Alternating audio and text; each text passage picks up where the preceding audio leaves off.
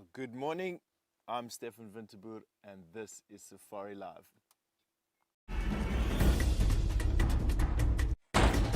Ready?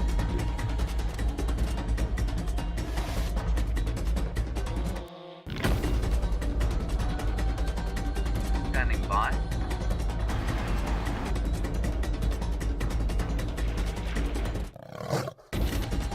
Five, four, three, two, one. You are live, you are live. Good morning, yes, and that is young Sindile, and look at the mist this morning rolling in from wherever it came from last night. We can hardly even see him from where we're sitting at the moment. It is just absolutely thick. Everything is got these light little drips on it, and it's difficult to see what's going on. Everything has this sort of muted softness about it, and I must be honest, it's been a very, very awesome morning so far. We've literally just left the camp and we've come out to Sindile to find him lying underneath the tree where his kill was in yesterday. For those of you just joining the show for the first time, this is a young male leopard whose life we've been following for the last 23 months, and part of the patchwork out here, really.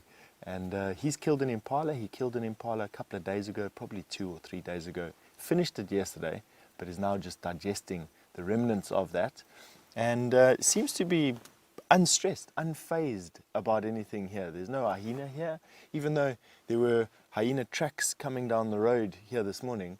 They haven't found him or found the leftover bits and pieces of his kill just yet, and that would have chased this young male off. So he's just really taking it easy, making sure that he doesn't overexert himself or waste any of that important metabolic energy that he's stored up over the last couple of days. My gut feel tells me that he'll either get moving today, probably even this morning. He might go to some water. The closest water to here is Sydney's Dam, which is around about a mile away from here, for a drink, and then who knows where he'll go. There's every chance that he starts to disperse, as young males of his age will do, but he might also stick around. This is where he was born. He was born to a leopard whose territory is adjacent to where we're sitting just now, and he might stick around for another 6 months, who knows. Right now he's in that comfortable phase between being able to look after himself but not being old enough to become a threat to the dominant males of the area, and that's a good place to be in for him, because apart from just the day-to-day trials of trying to find enough food, trying to stay away from marauding hyena and lion, he's actually quite comfy. He's within earshot of his mother, at least anyway. He'll definitely know how to find her in the blink of an eye, as will she know how to find him. But he's got that youth coupled with enough experience to keep himself well fed, as the impala in the tree was testament to.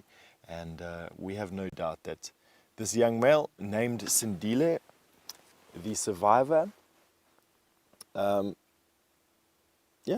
he will be fine. There we go, the thumb making an appearance this morning.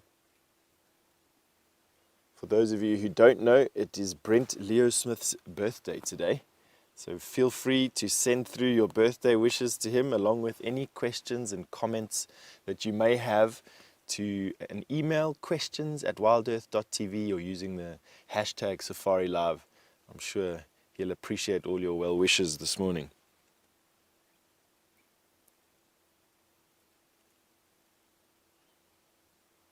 And on that note, I think let's link over to the birthday boy himself.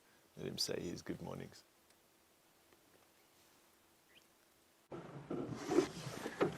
Hello and welcome to the middle of the African bush on this awesome misty morning.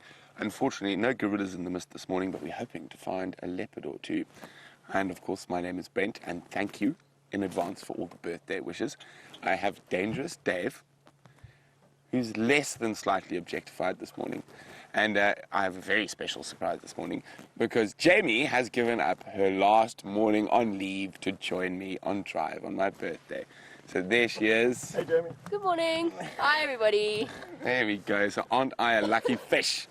Now, I really love these misty mornings, and I'm hoping to find something spectacular. Of course, I'm not going to say it out loud, but it sounds something like, I kind of think how to do this. How am I going to do this? It sounds something like Mad Hog, and I'm hoping they make an appearance. But what I'm going to do as my birthday treat for you, as I am going to let you decide where I should go. So at the moment I'm sitting in the middle of Djuma, but why don't you guys let me know where I should go? Should I go to Arethusa? Should I go to Cheetah Plains? Should I go east? Should I go west? Should I go north? Should I go south? So let me know where I should go on my birthday, and I'm going to drive around like I'm blind. So you guys choose where I should go, and remember you can do that by sending your emails to questions@wildearth.tv or use the hashtag SafariLive on Twitter. So very exciting. And you know what? You make your own luck. So I've decided we're going to be lucky today, no matter what we see. Maybe we'll see all my favorite butterflies, the acrias. Maybe we'll see my favorite leopard in Kanyeni. Maybe those mad hogs might make an appearance. So wonderful to have you. And as Dangerous Dave looks very, very, very confused. He actually looks like a gorilla in the mist this morning. So it is a beautiful, I really love these mornings. The cameramen despise them because, of course, it mists up the lens quite quickly. But I think they're absolutely gorgeous. Okay.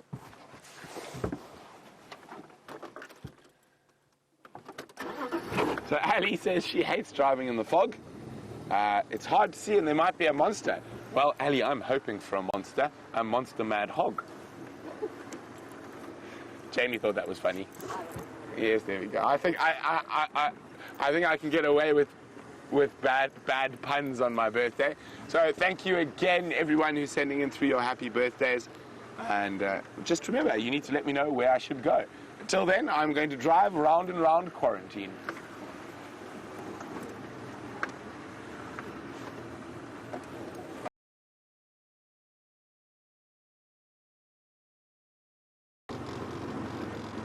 Okay, so Aaron in New Zealand says Cheetah Plains, so I'm going to wait till we get 3 Cheetah Plains, and then we're going to head there.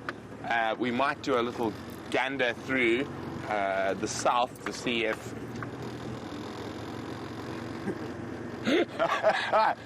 Liz says I should go to Buffelshoek and just tell them it's my birthday. So I think I probably could, Liz, but Graham Wallington would probably pull what little hair he has left out of his head if I did that.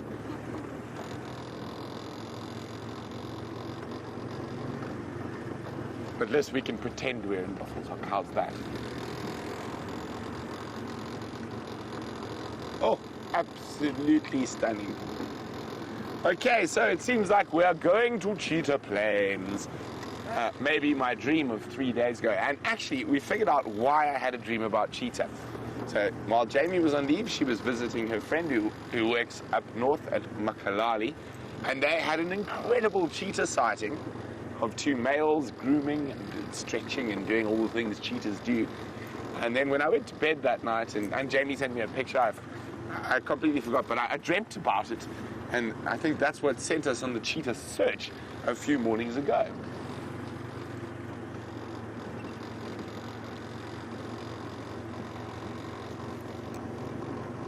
Now, I am most surprised, but most happy that young Sindile has not gone off on his next wonder.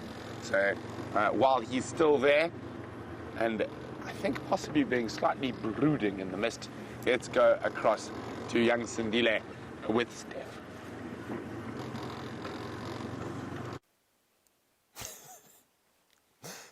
I don't quite know what Brent said there. It was very difficult to hear exactly what was said there. But yes, we have got young Sindile in the mist. I caught that little piece. And isn't that just a wonderful picture that we're seeing at the moment? The mist is still very thick. We're on a crest at the moment. I can't even imagine what it's going to be like in the Mulwati. And I think as soon as the sun comes up, we're definitely going to take a drive.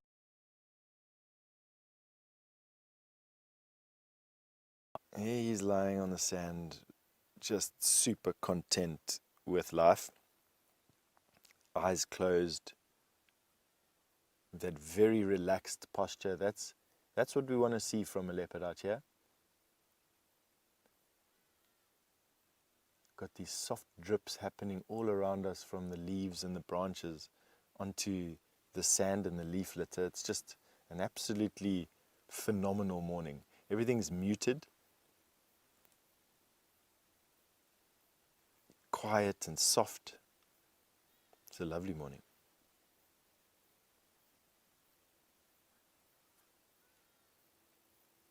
You can see he's not panting as much as he was yesterday.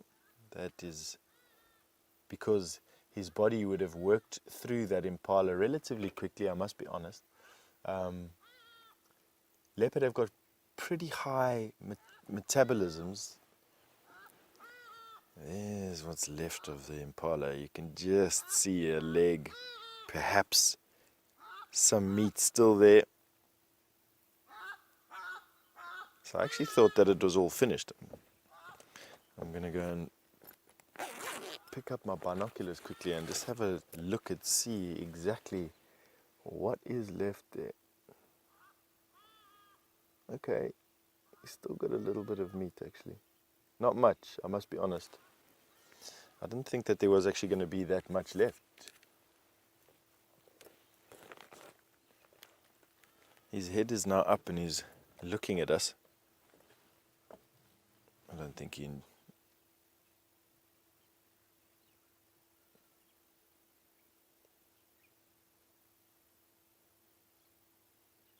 Those ears are just constantly working. And that's because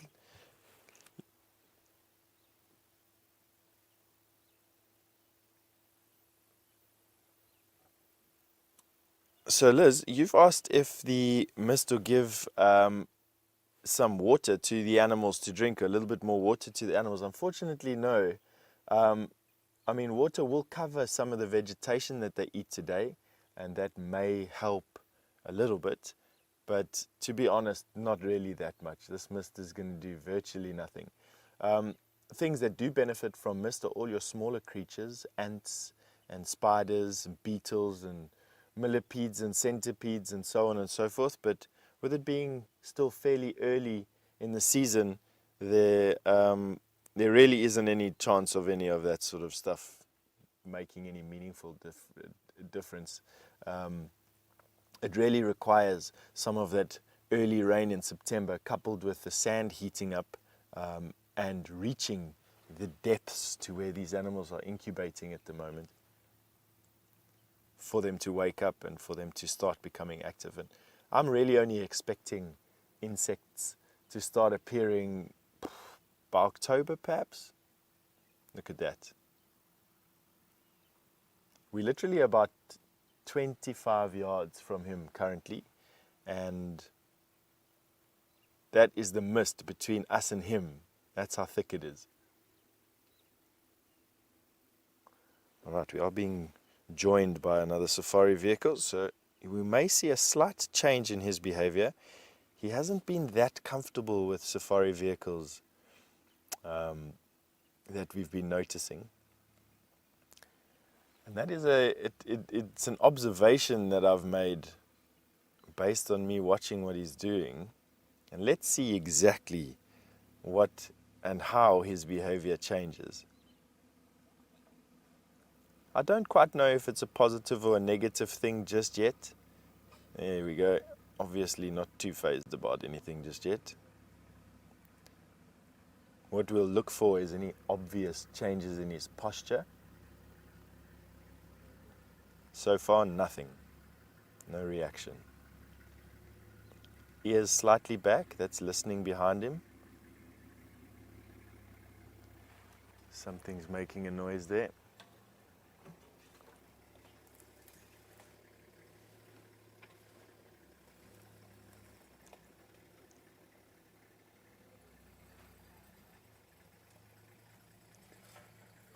Still no change at all. So leopard have very negative reactions to to people will get up and walk away or change their posture and go onto their feet, onto their paws, basically. Ears tight back and folded down.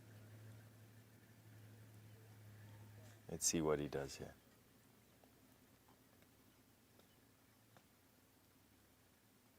No reaction whatsoever. So far, so good. And that's a good thing. I was hoping to see this particular type of behavior from him. Let's see exactly what happens here. He's still got some meat, so he's not going to go anywhere. He's busy looking at them.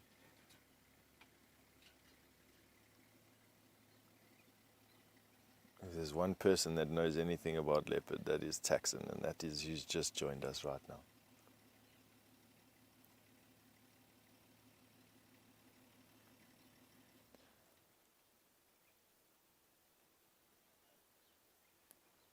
And that's no behavioral change whatsoever. We might as well have 50 cars around him. No, I'm joking. We'd only ever have 2, and that, if depending on his behavior, we could change that at any time. And no reaction, so all good. So we're going to send you over to Brent. He is driving around on his way to Cheetah Plains, as far as I know, and would like to give you an update.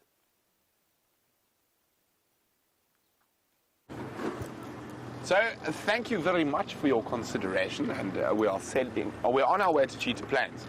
I am taking a slightly long route to get to Cheetah Plains. I think I deserve a visit from the Queen on my birthday. So what we're going to do is we're going to check the southern boundary on our way to Cheetah Plains. We're going to go up Philemon's cut line first, and fingers crossed that before we get to Cheetah Plains, Queen Karula, the young Prince Hasana, and the exquisitely beautiful Shongile decide to grace us with their presence. I really love these misty mornings.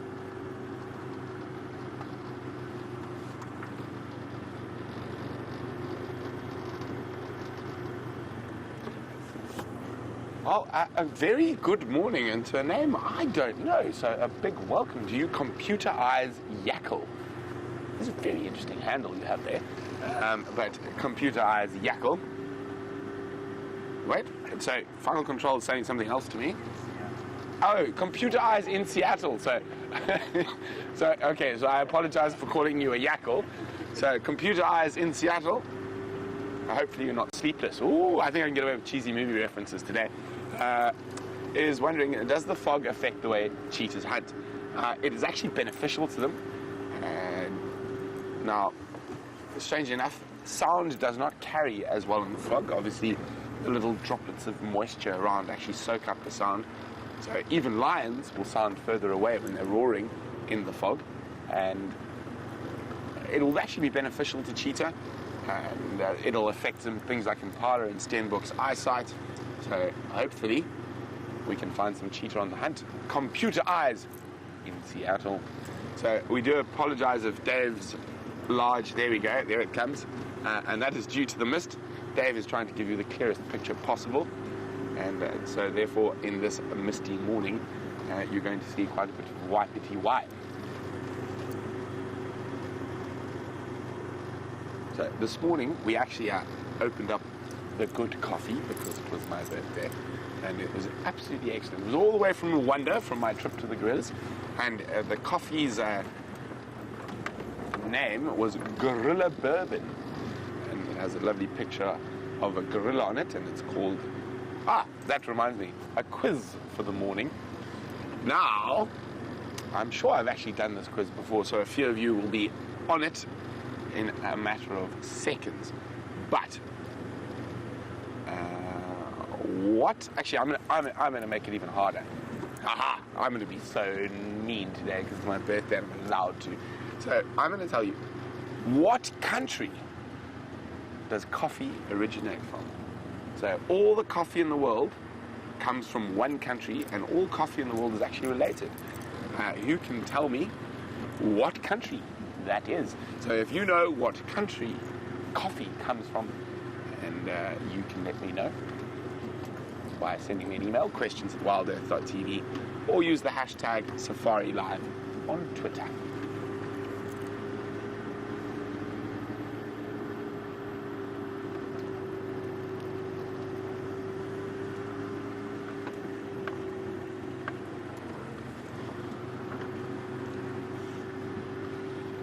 Hello, William, who is in Oregon, and Oregon is the land of the very tall trees, and I've been to Oregon, believe it or not, and there's absolutely beautiful along that Atlantic coast, and I actually drove all the way from Seattle to LA, drove through Oregon, and William would like to know what is my favorite birthday treat. Is it pastry or pie or whatnot? William, it's terrible. But it begins with a W and it ends in a Y, and it generally comes with the word single in front of it, and generally the best ones are from Scotland. Is my favorite birthday treat, and my favorite birthday treat of all birthday treats comes from the Isle of Skye and comes in a blue box, and it is called, I'm not going to say what it is called, but yes, no, my favorite birthday treat. I'm not a big sweet eater, strangely enough. I do enjoy the odd piece of cake or pastry. And Amanda, who is our chef, bless her soul. So let me tell you what happened last night. So a couple of weeks ago, I promised Amanda, because she cooks for us every day, that I would cook. And one of my specialities is the roasts. And so I forgot about it. Then I realized I was going on leave.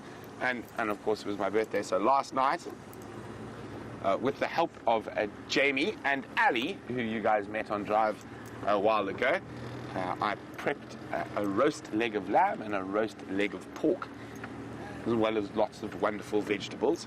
And I did all the prep, and then Jamie kindly put it into the oven for me while I was out on Drive with you yesterday. And so last night we had everyone around to Inga's house, which is where we live, instead of our normal eating in the DRC. So I did the main with the help of Jamie and Ali, and then Amanda made us the most wonderful dessert. And can you believe, in the middle of the bush, Amanda managed to produce a panna cotta with berry, I think, what's the correct word for it? There we go, Dave, berry compote. And it was, yeah, Dave, I didn't know you knew that much. Yeah, sure. Not just a pretty face. So yes, so Amanda did the dessert, I did the mains, and we had, Jamie ate 3 desserts, and of course Jamie can eat many desserts and you would never notice, but so it was very, very lovely.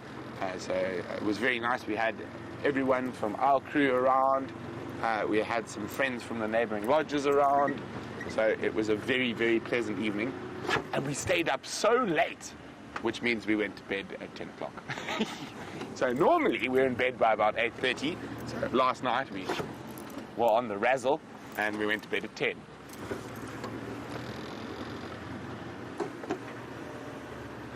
And of course the person who was having the biggest party was Kirsten from Final Control, and she was on her own mission.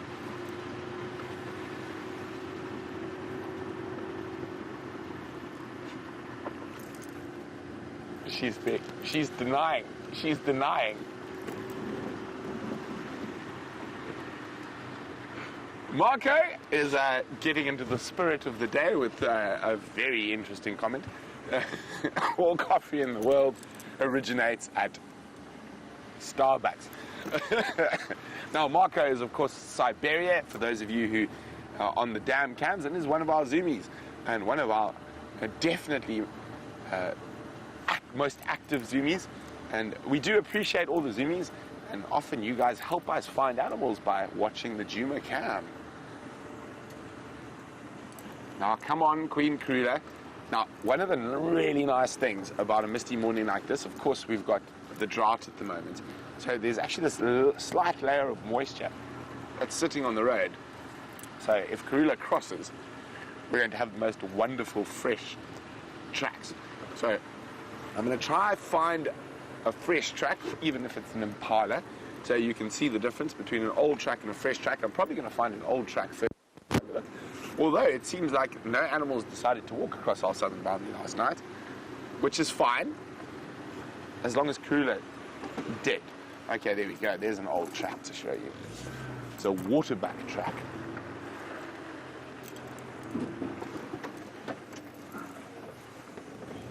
You see it, Dave? And of course, it's so lovely and warm, even in the mist here. It's about 15 degrees Celsius, which is 56 Fahrenheit. Ha! I remembered this morning. Oh, there's actually more than one track here.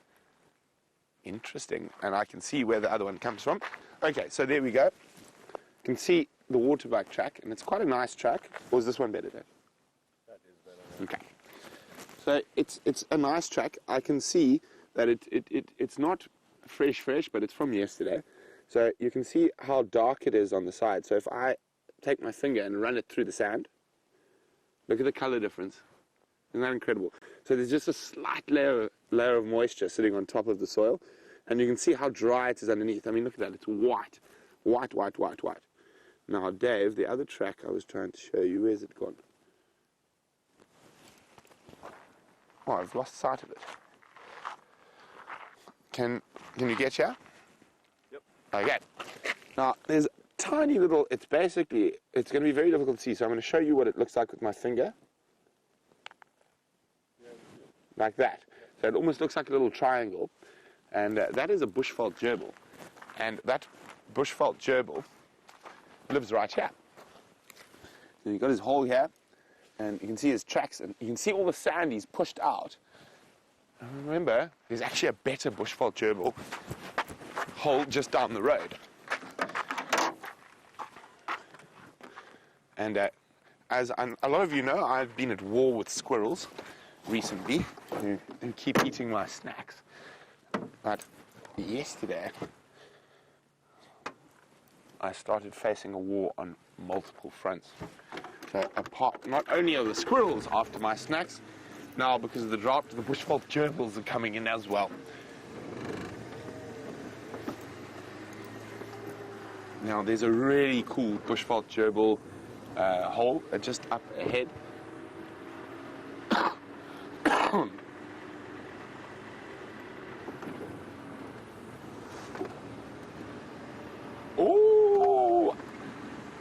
I can't believe it. No one has got where coffee comes from yet. We've got Colombia, Brazil, Madagascar, Chile, which is all incorrect.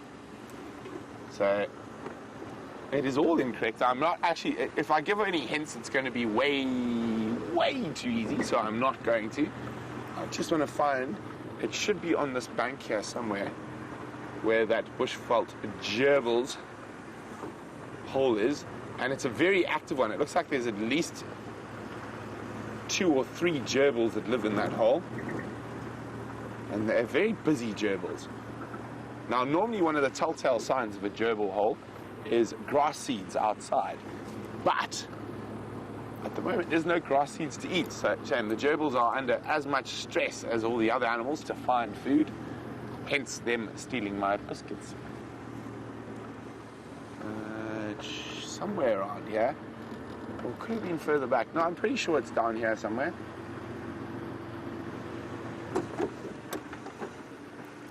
That is not the gerbil hole I was looking for, but it is a very active one. Here we go.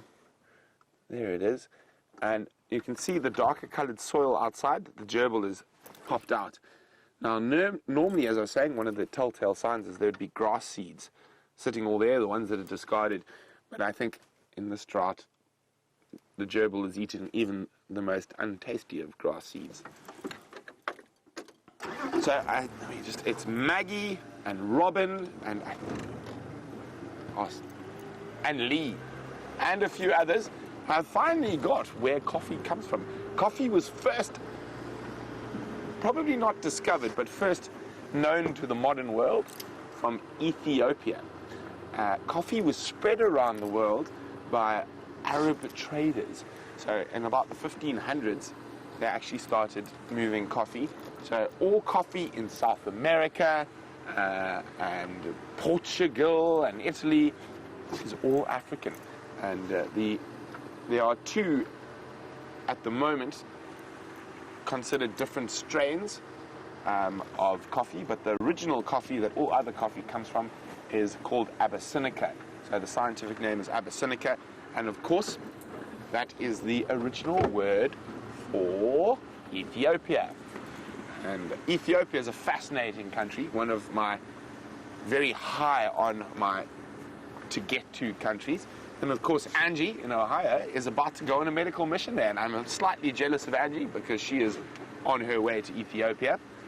And it is incredible from a cultural, historical, I mean, you've got everything from hominin fossils to the most endangered canid in the world, the Ethiopian wolf, or the simian fox is what's it called, and geladas, the world's rarest bird, the Nichivar nightjar, and I've studied so much in Ethiopia, and I've actually even booked trips to go to Ethiopia, and then I've had to work. So I've actually got a standing deposit on a trip to Ethiopia that I've never been able to take.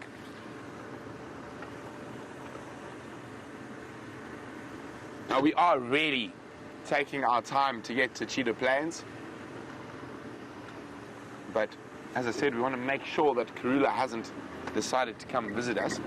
Now, it's quite strange seeing Steph in a vehicle because that's not his natural habitat. He really likes being on foot and looking for the little things. But fortunately for him, he's managed to find a little thing on his dashboard. Let's go have a look.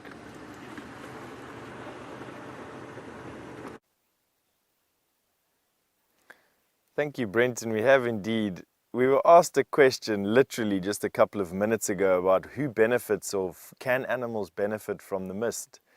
And although large animals don't, small animals do. And this spider on my dashboard is fishing for water. The leg that is pointed up into the air has water condensing on it. Little tiny droplets that you can see. And the spider waits for the water to form a drop and then puts it in its mouth. That spider is literally, and I'm not joking to you, probably only 2 millimeters thick. I'm going to see if I can put my finger there for a size comparison. There's my nail on my forefinger. That is how tiny that little spider is. And just fishing for water. That leg stuck straight up in the air there. I don't know what spider that is. Ooh, sorry, that was my head blocking your view. Just have a look at that. Licking the legs, sucking up the moisture now on the dashboard itself. Can you imagine the thirst? That is just so epic.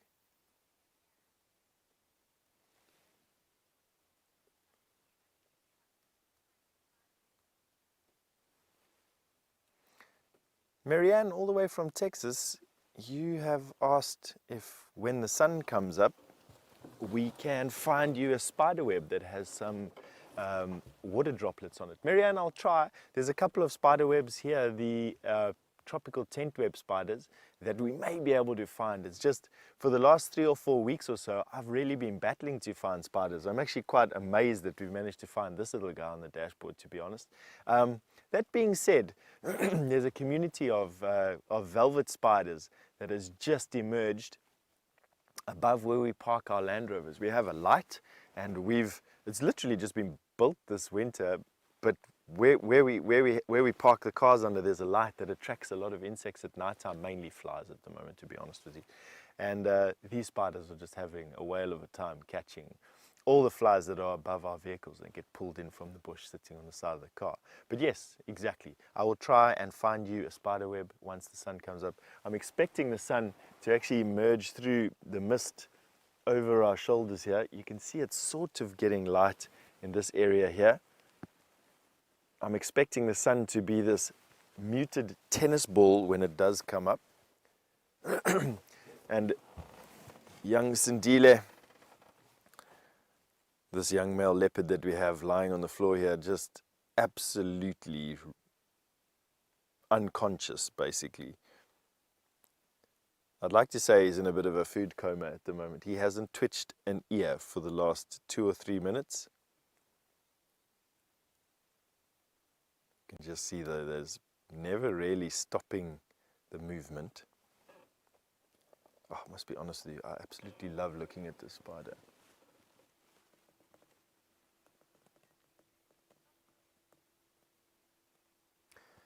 So Beth, you've asked me what we would use to identify this leopard if he didn't have a collar on. Beth, from this particular, so let's start at the beginning. You'd use the impression that you have of size and shape. So large, small, dewlap, no dewlap, any significant scarring, perhaps a limp, a particular kink in the tail, maybe raggedy ears or some other main diagnostic feature. If that does, if you don't find any of that, you'd have to look for a spot pattern that is recognizable. And one of the most easily recognizable spot patterns lies on the bridge of the nose, just behind the actual nose. Let's see if we can get in a little bit tighter on his head. Excuse me, I've got a bit of a frog in my throat. There on, I'm going to see if I can point it out with my finger. Let's see if I can bomb your shot. There we go. It's going to be a bit more. There. You'll notice his nose, and next to his nose, a black line on either side. Those are a series of spots, usually 2 to 4 spots on either side, and you would use the combination of the spots on the left-hand side and the combination of the spots on the right-hand side of his nose. And that is as individual as a fingerprint is. And we'd use that spot pattern on the side of the nose to diagnose, or to I suppose diagnose the name of this particular leopard or who this is.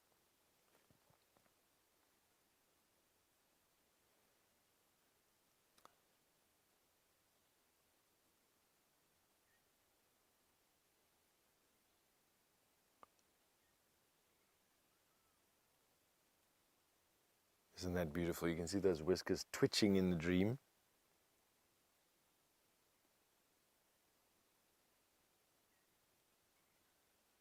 Not really doing too much. I must be honest, the dripping is getting, there's a soft breeze blowing now. The mist is it is swirling around us. Let me come back and have a look at the spider. He's sort of picked up his activities here on the dashboard.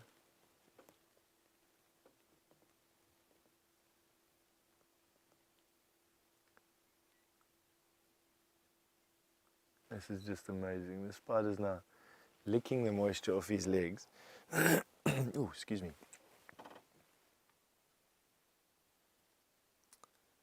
Coming all the way out from the leopard. Have a look at this little guy. There he is at the point of my finger.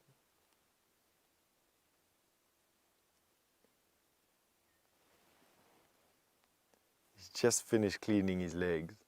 Got that one leg stuck up. That's the one that's collecting the bead of moisture. And he's bringing each of his 8 legs alternatively into his mouth to suck off the fluid that is condensing on what looks to be some fine hairs that's covering his body or her body. Actually, just want to lean over and sorry, I just want to see if I can see what spider this is. I have absolutely no idea. It is so tiny.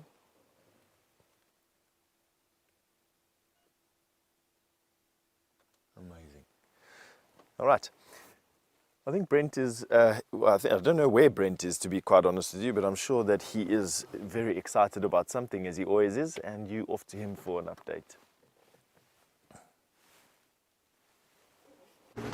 So, Steph is correct, but I'm very excited about an impala in the mist, because it's just, I love the mist. Now, for those of you who are taking screenshots, it is really difficult to get good photographs in the mist, as the cameraman will attest. But some of the best photographs, actually one of the best photographs I've ever taken of impala was in the mist. So, imagine you had a camera like mine, and you can do this in your post-edit, is that I would underexpose to almost make it... Oh dear. It helps if I put a memory card in my camera.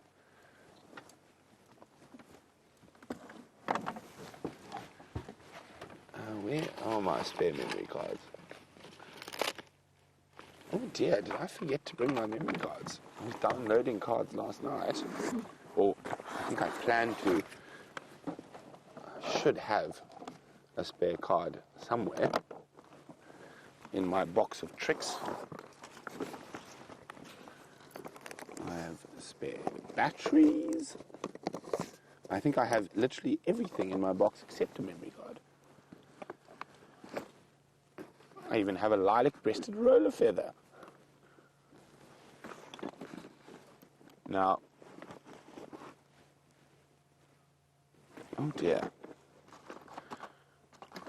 Well, that means we are iPhone photographing today, and oh, the Impala's gone. But as I said, I even have a lilac-breasted roller feather. Look how pretty it is. I think I should put it in my hair. Yeah. Yes, let's do that. Let's pop it in the man bun. How's that look? Yeah. There we go.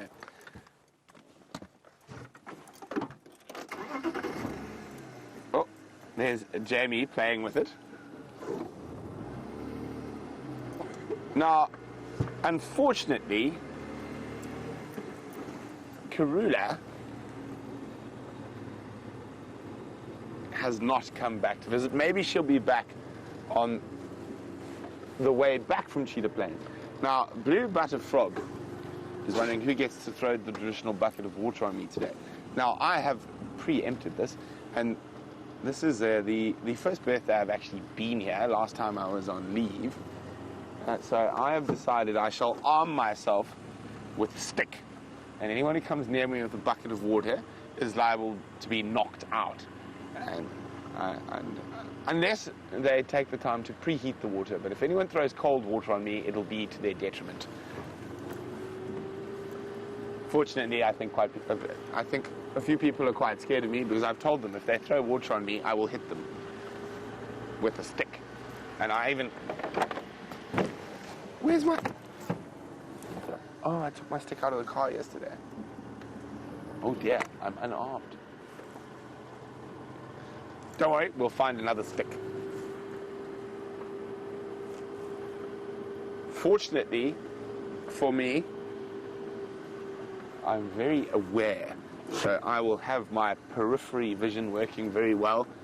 And also, as we know, I'm the fastest runner in the whole of the Safari Live team. So if they come with a bucket, I will extend my long legs and dash to safety. I might even take a leaf out of Karula the leopard's book and jump up a tree. And of course, I'm also the best tree climber. James might debate that, but I won the gold medal. Although I must admit it was a little bit unfair in the tree climbing competition. Height did wonders. But we're about to dip into the Mulwanini, and you can see how thick the mist is. I cannot even see 100 meters in front of me.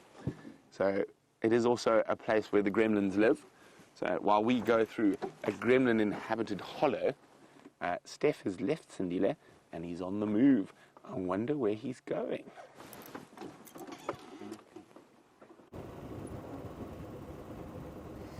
We are indeed on the move and deeper into the mist, as you can see around us at the moment. It's thick and it's almost like being in the rain, I must be honest. It's condensing on the top of my forehead and running down into my eyes and on the camera. It's crazy, it's pretty mean. It actually feels like you're driving through rain. It almost does exactly that. To show you, brakes. Oh. So Jason, you wanted to know which predator has an advantage in the mist. And while we go on to this spider web, which Marianne wanted to see, and you asked which has more advantage, prey or predator. I'd have to say that the predator probably has more advantage. But then again, prey, it's easier for them to hide, but I would say that the predator definitely has more advantage. And there you've got that spider web, all for you.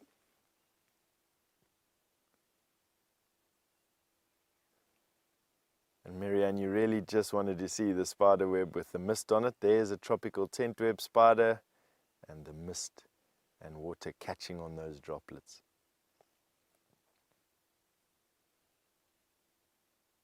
Just for you. Hope you enjoyed that, Marianne. Let's carry on going. We'll see if we can find you a bigger one. That's just a little spider web with water. So yeah, I think that the predator, Jason, would have more advantage simply because the mist would extend basically the concealment factor of the evening that they have and make hunting this morning a little bit easier. But it does benefit both. I mean, if I'm thinking about it now, there's less, everything's more muffled, so from a sound point of view, things are a little bit more muffled. From a concealment point of view, animals have as much benefit from this as anything else, really. So I suppose it's a bit of an even Stevens thing. Yeah, I would say that they pretty much equal one another.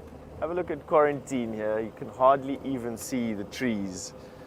There's normally a bank of big marula trees. You can just see their ghostly forms there in the background. Thick, thick mist. Temperature is probably about 55 degrees Fahrenheit at the moment, around about 55 to 60 degrees Fahrenheit at the moment. So it's a bit of a nip in the air while we're driving, but it's not that cold. Sun has for sure risen by now, but I can't even see a ball of it at all. That needs to still rise up, and once it does, it'll begin to and start to shine more directly on the surface. It'll push this mist up, so mist lifts from the bottom up for the simple fact that the sun gives off shortwave radiation that is absorbed by the earth and then is radiated out as long-wave radiation, and that will start to dispel the mist.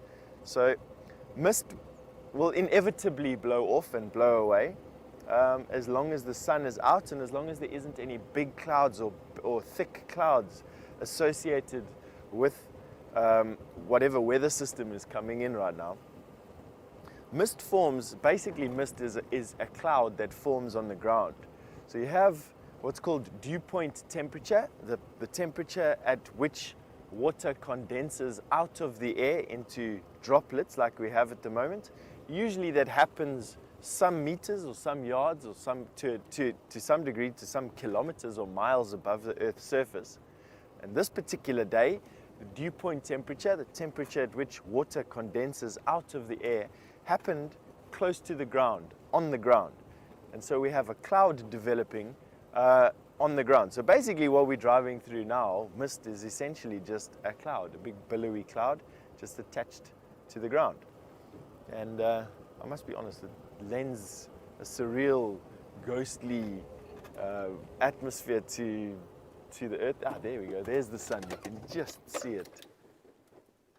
Might blow away there in front of us. There you go.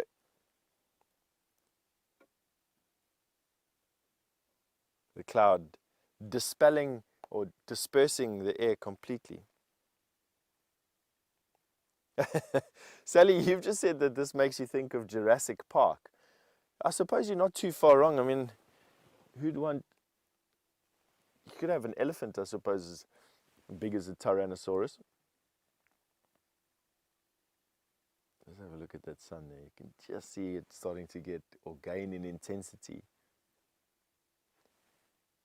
Good time to actually observe the sun there. You can actually see the disk of the sun the actual round portion of the sun. That is about as close to seeing, without any filters on, of course, or without any special lenses over your eyes, but that's about as close as what we can see the sun. Still bad to look at with your naked eye, so I'm also looking at it through the screen, similar to you.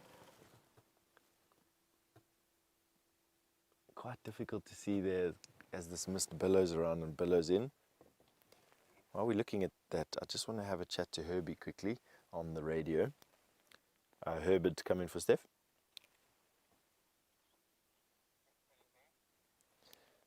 Is the best approach still in Mvubu Road?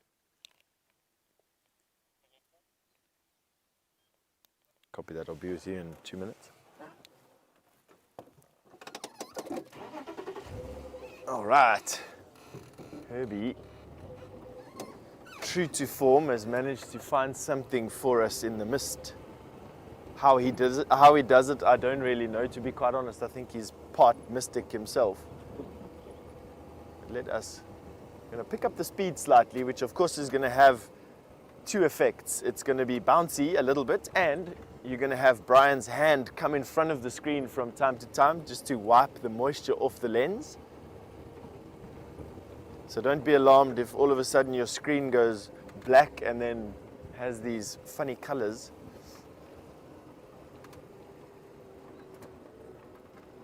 That is just...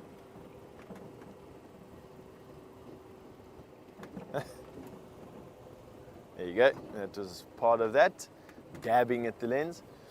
Unfortunately, I don't think Brian has enough toilet paper or enough space in his cloth to wipe my forehead clean, so it's just going to have to drip and run down my shirt. All right, let's go across the dam wall. There's a, I don't know if you noticed that little bird that flew over there, but that was a parrot that flew out of the bush. Have a look at that. That is Vuyatela Dam. You can hardly even see into it. That is looking at the camp, just nothing there. All right, a bump and a bit of a jerk up here.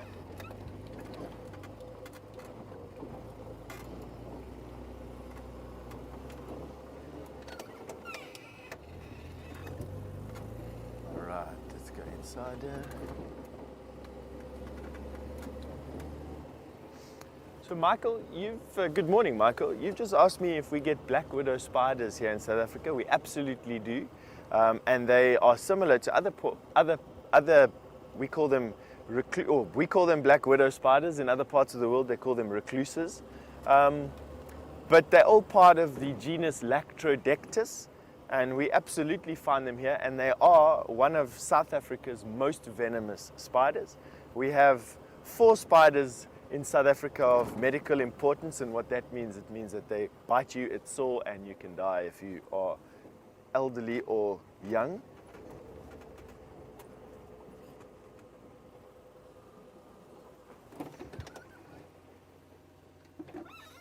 I almost drove over that cub, to be quite honest with you, and it was because there's a hippo right here as well. We've got lion cubs in front of us busy hunting a hippopotamus. I don't quite know where I want to place the car here. So here we have that hippo that's been sitting in the Vuyatela pan, and it's being stalked by some lions. Only not stalked like we would think it being stalked by adult lions, it's being stalked by the cubs of the Nkuhumas.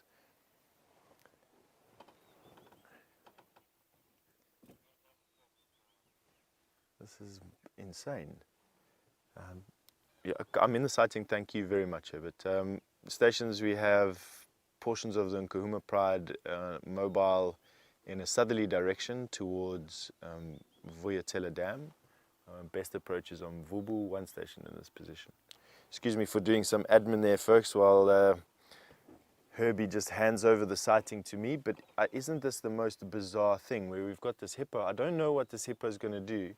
To be honest with you, it's quite a dangerous place for these cubs to be. Let's see if this lioness moving through here elicits any sort of charge from this hippo. Between the cubs and the hippo at the moment. And I hope that we're not in too much danger here from this hippo. This hippo is enormous, and we're looking at several thousand pounds of animal here, quite capable of chopping a lion in half.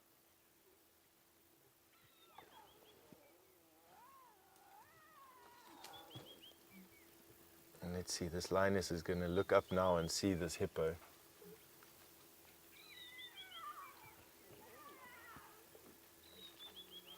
She hasn't even seen this hippopotamus. That is crazy. Hello, girl.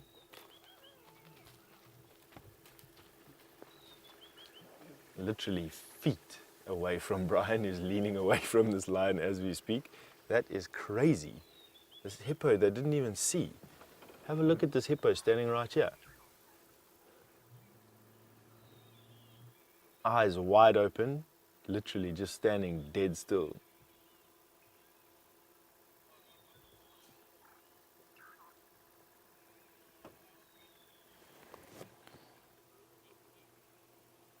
What a mad sighting. Why this hippo didn't do anything beyond me. It literally, I think, is just standing here just waiting for the lions to pass in the hope that the lions don't see him, and that is exactly what's happened. These lions have moved past. The cubs saw the hippo. They were stalking him, having a bit of a game. He stopped. Adult lioness walked straight past him, didn't even see him, and is now behind the car walking down the road. Mad. All right, I think we're going to stick with the lions, of course, but just in parting, Mr. Hippo, I hope, well, I don't know what you're going to do with your day, where you're on your way to, but have a good day. Crazy. Hey, Brian, you ever seen anything like that? Brian says no.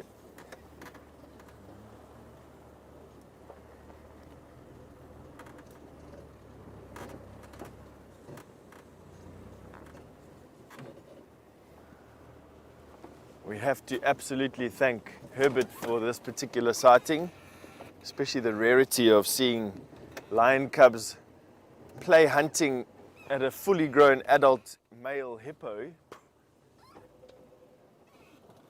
I said, I'm at a loss for words. I've got this radio going crazy. If you'd excuse me while I just have to put the volume up over here. This is obviously a sighting that people would like to join. And as much as what I want to switch it off, I am unable to. You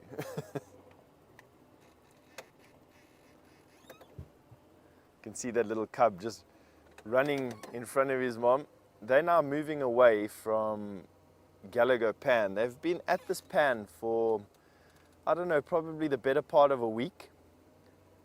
And although they've killed one or two things, Herbert definitely found the remains of a kill, and he also found the tracks of where they grabbed a buffalo, but the buffalo got away. And I think they're going to be moving pans. I think these mothers are hungry.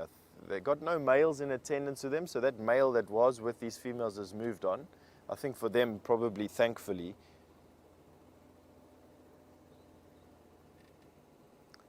Let's see where they go for the day. They are moving deeper into Little Gowrie, and let's go here. These cubs are playing on the branch here. Let's see if we can get a visual of that. Look at that. Lion in a tree.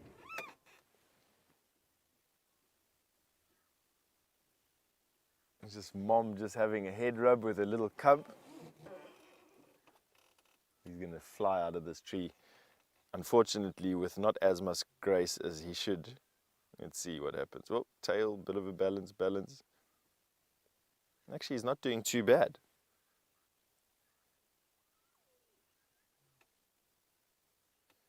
Mother's making these soft contact calls all the time.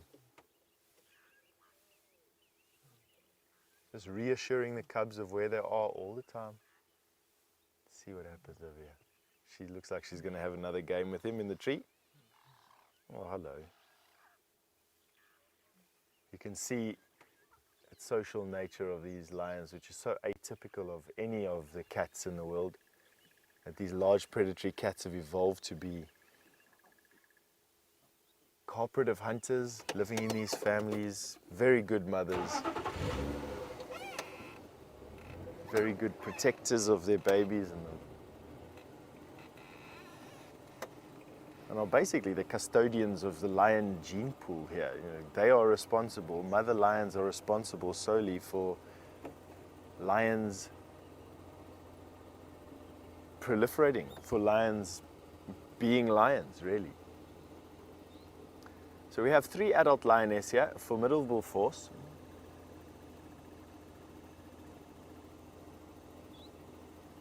Let's see, what they've done is these cubs have actually gone off playing somewhere. And I think what's happened here is that they've lost visual of their cubs, which is creating this confusion. Let's go up here and see if we can't share this moment. Cubs discovering the mist for themselves. Oh, there they are. They've gone running away, a play game with one another.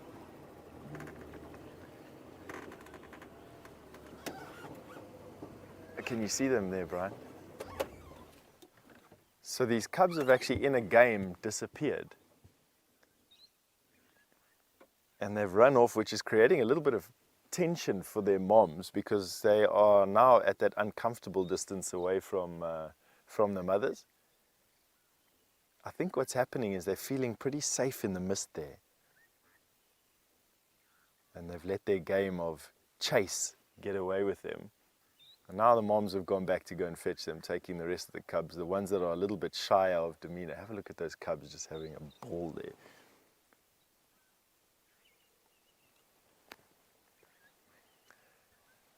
Mark, you 100% correct there. It is exactly like a human mom trying to round up the rowdy kids every which way.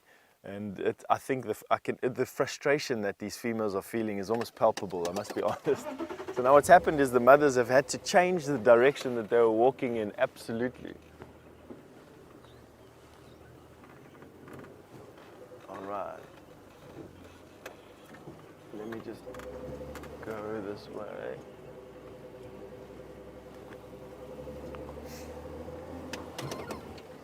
All right, so we're quickly going to change the direction of our travel here. We're going to try and see if we can get over the dam wall and in front of where these cubs are moving to. So if you just excuse the back of my head for a second or two. This isn't the first time I've considered asking Brian to paint a face on the back of my head to keep you company while I drive around.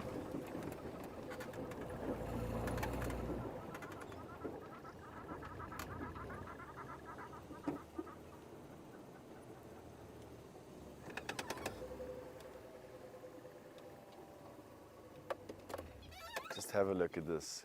So for those of you who have access to the Djuma Dam Cam, you might be able to see these cubs through the mist. Not every day that we are this high above a lioness. There she goes. They've now rounded up the cubs and will probably come. Once the game is finished, of course. Have a look at these little ones just chasing each other around everywhere.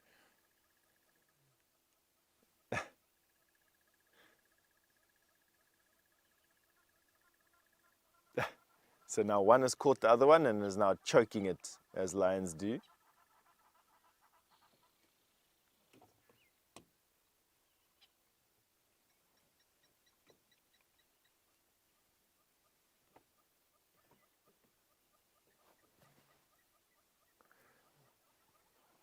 Moms are just calling them the whole time. Cubs are not wanting to listen. They're just wanting to play. These moms look hungry. They're definitely, I mean, they're not starving, to be honest. A starving lion looks starving. Have a look at this. It's just we don't really even know where to point the camera anymore. There's just action everywhere.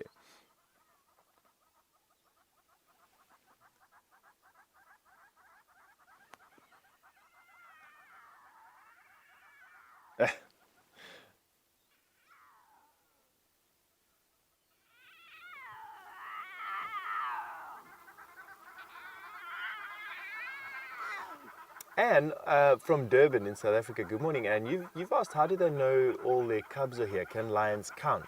Anne, sorry. I think that there's a very good chance that lions know exactly how many cubs they've got and where their cubs are. Let's have a look at this lioness literally lying at our back tire. Excuse me. giving Brian probably. There's a lion coming up here next to us.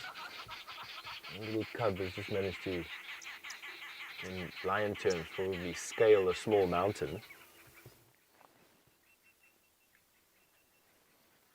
And we've got these little cubs playing right here at our feet. They're all going to come up the road. Here's the mother coming up, another one coming up. So to finish the answer to your question there, they similar to one just latching on, similar to how, you know, we know how many babies we got. These lionesses know exactly how many cubs they've got and where they are. Cubs can get lost, absolutely. Look at them chasing each other down the road there. That is just crazy. There's just lions everywhere. Got a lioness lying right next to us, literally. A cub is littered everywhere.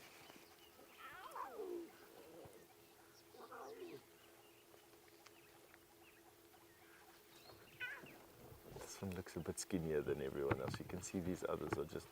This little cub that's going to come running up now, he is just milk-fed.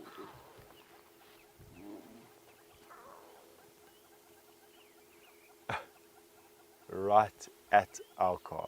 You literally couldn't get closer if this lioness was sitting on top of Brian.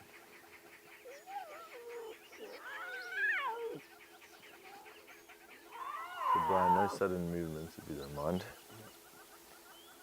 Brian absolutely knows what to do where he is at the moment, surrounded by lion. It is a little bit disconcerting being surrounded by these great cats. I must be honest with you, there's nothing that stops them from jumping in here. And especially if a mother decides that we're all of a sudden a threat to her babies. So we're not going to be starting the car. We're also not going to be making any sudden movement. And although I'm constantly talking, that doesn't seem to be bothering this lioness at all. You can see her ears are not pricked towards me whatsoever. She's listening intently to the bush around her rather than to me. I've heard something in the mist and the darkness. They've managed to get these cubs now up onto the bank, but I must be honest, I don't think they have control of these cubs at all. Let's see what these lionesses do. Here comes a cub running down the road at us. Hello there. What are you going to do? Are you going to walk past us? Behind us? Isn't this great? Oh, have a look at this. Okay, sit still, Brian. You've got a lion behind you. Eh? Brian, lost in the moment, is shifting on the car. I'm still very aware of it, don't you worry. Got this lioness eyeballing him. Okay, she's moving, but she's okay. She's going to come out on your left-hand side now. There you go. Got this lioness literally underneath our bottoms here. Oh. Whoa, whoa, whoa, whoa. All right, let's this last cub just come through here. His mother's getting them going. She wants to pick him up and move him past the car. He's reluctant to come past. There's obviously not too much space. Oh.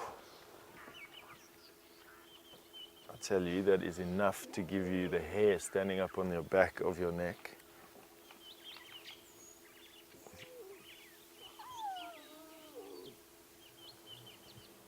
I think we are probably going to have to make some space for this youngster, but I don't quite know where we're going to go. So I think what I want to do, Brian, is there a lion behind you?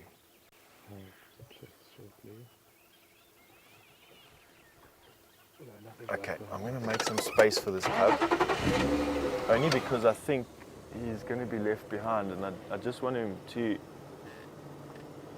not have to walk off the edge of this dam wall.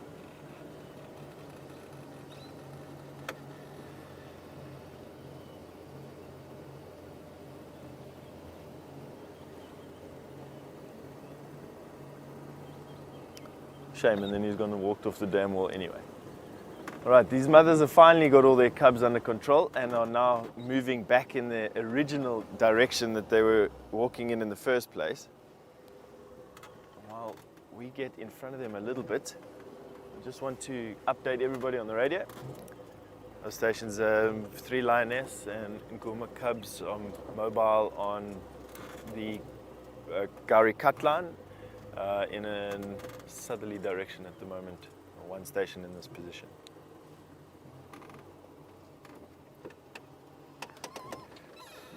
All right, so while we're waiting for these lions to come out of this particular depression and while we get into a new place, I'm sure Brent wants to say hello and give an update. I'm just trying to shake this lion out of my mind, but see you in a bit.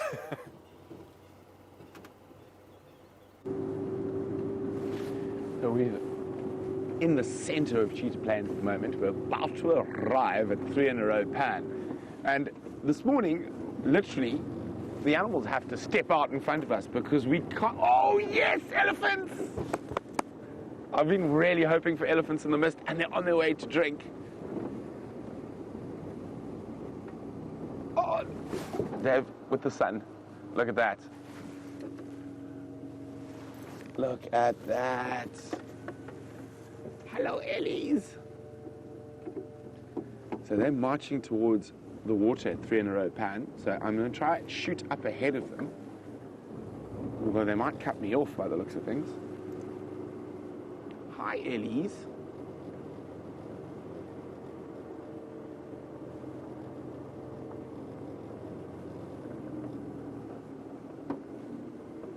Hi, guys.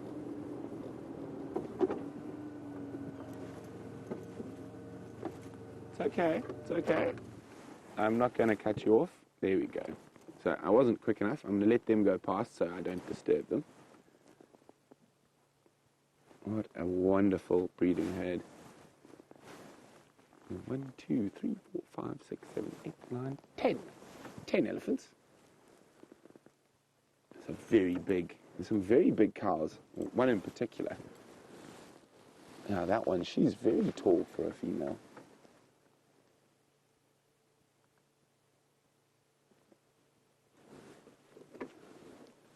Sabi and Love, 3 in a row pan.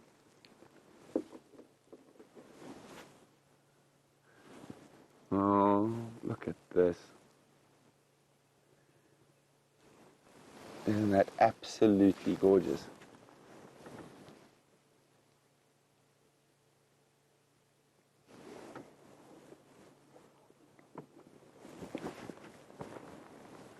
Look at that. All the bums in a row. I mean, they're almost disappearing and they are not even 100 meters from me.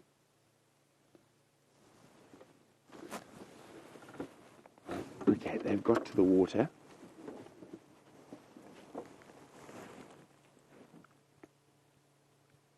What Chris said, oh, listen to that. Elephants in the mist is so enchanting. That I agree. Okay, let's go catch up with them. Oh, wait. Oh, my goodness. More on their way.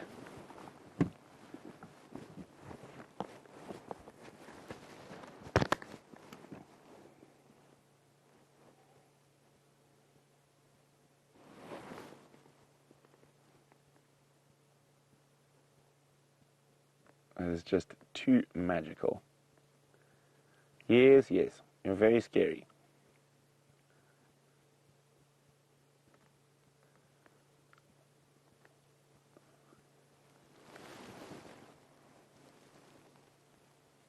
Hello.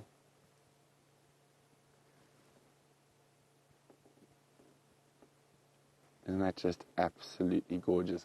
The sun trying to push through the mist and wonderful herd of ellies going through.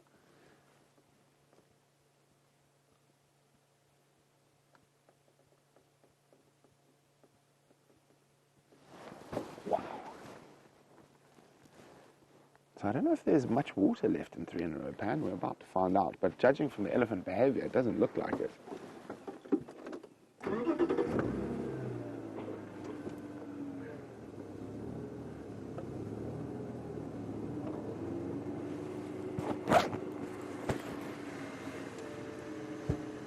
there's mud, so we could get some splishing and splashing in the mud.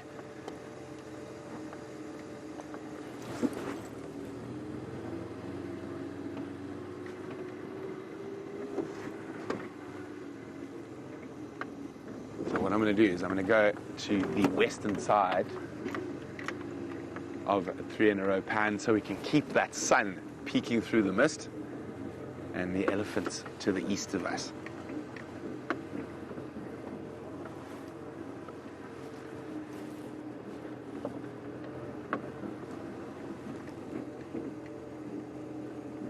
Hi, Ellies.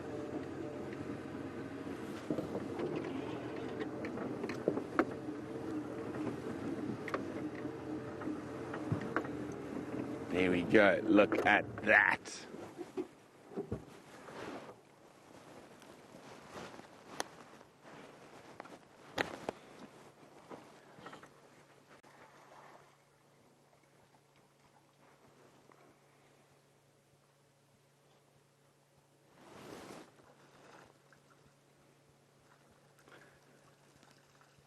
Ali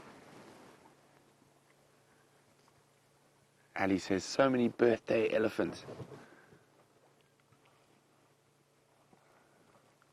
Oh, man, this is beautiful.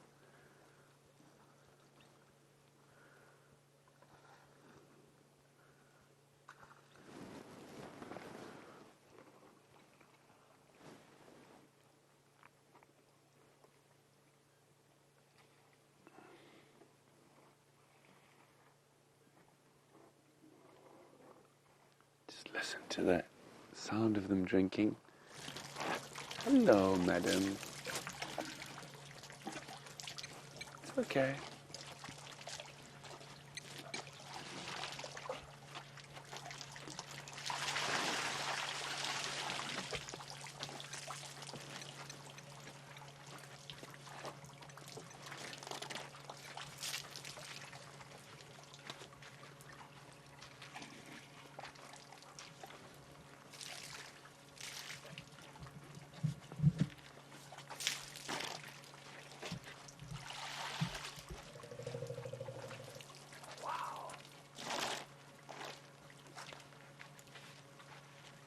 Isn't this incredible? There's some moments where words are not needed, and I feel this is one of them, so I'm going to shut up.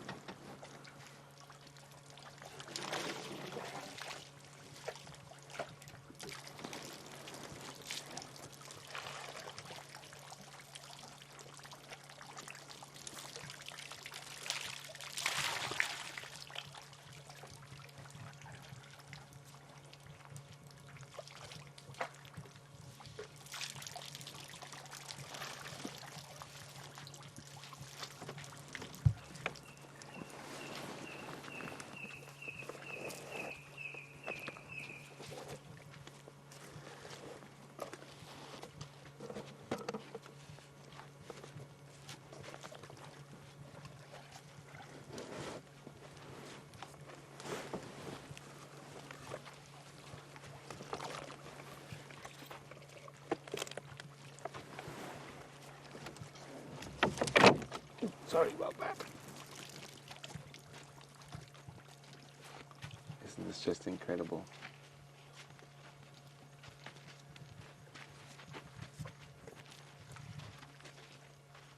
Sherry, you are spot on correct. Magical moments with the Ellies. Now, they're about to disappear. And they're going to move and just literally disappear into the mist.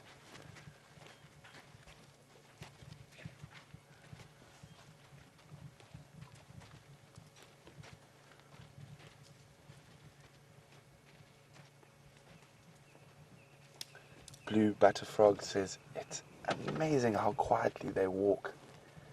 It is. They can be the quietest and noisiest animals at the same time. And there we go. The last female.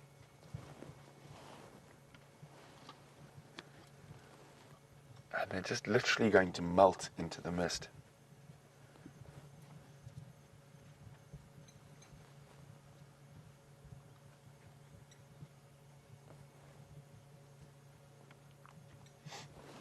Now, as the elephants melt into the mist, Steph's got some big cats frolicking in the mist.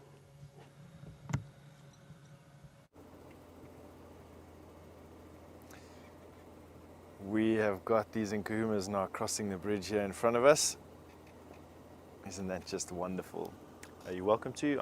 I am live, so please just make your way into the sighting. We're on Central, crossing the drainage line.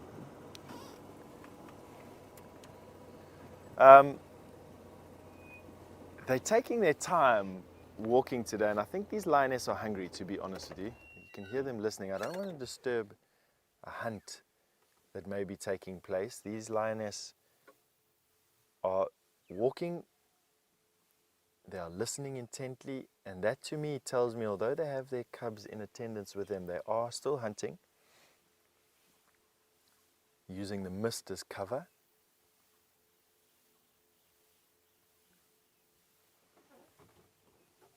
Go forward a little bit. How I like following lions is I look at their ears, and if the lioness listens to me rather than listening to the bush, I know that I'm getting too close. Ooh, I suppose. Ow! Squeaking off these brakes, not making it easy for them.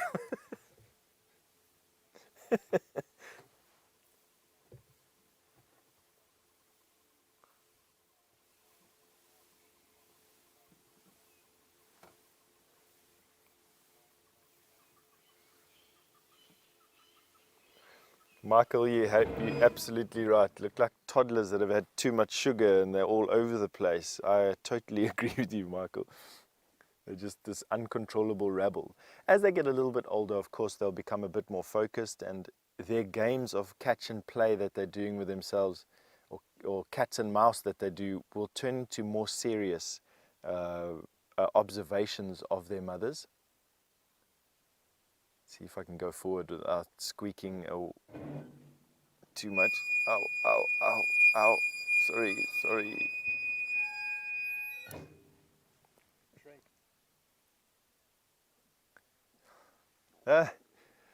Chitwa in India, you want to know how long it takes the cubs to start roaring. They can actually roar even now, although it doesn't sound like a roar, it sounds more like a long meow. But if this pride had to do a communal roar, which is very likely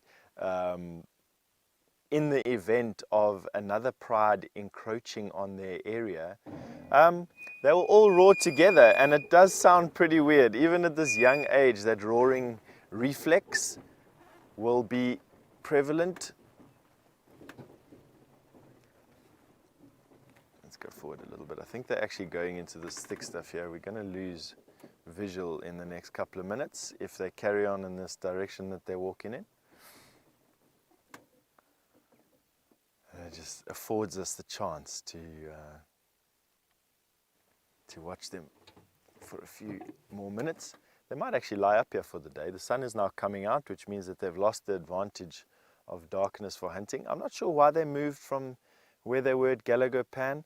My gut feel tells me that hunting has been poor around the pan, and and it's, I think, simply because of that male that was just pestering that. These ladies haven't been able to hunt effectively for some time now. And I think what's happening is they've been forced to move to catch something, and that's exactly what they're doing. Just quickly going to update the radio. The station Z in Kahumas are now mobile in a northerly direction in the drainage line off of Central. The best approach now would be the big Jackalberry on Gowrie Cut line, accessing the drainage line from there. You should get them visual from the Jackalberry. So I'm just busy updating. There's another vehicle that's coming to have a look at these lion, and I'm just keeping them fully updated of, because this little cub doesn't want to jump off this bridge. He's just going to get a helping hand from his brother. Push him over. Boom. That's how you do it. There you go. Jump. Boom. Cute.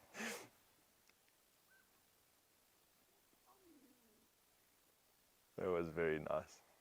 Hey, following the brother there onto the game path. Let's see if he takes that path. I think it's exactly, that is just adoration, sibling adoration at its best.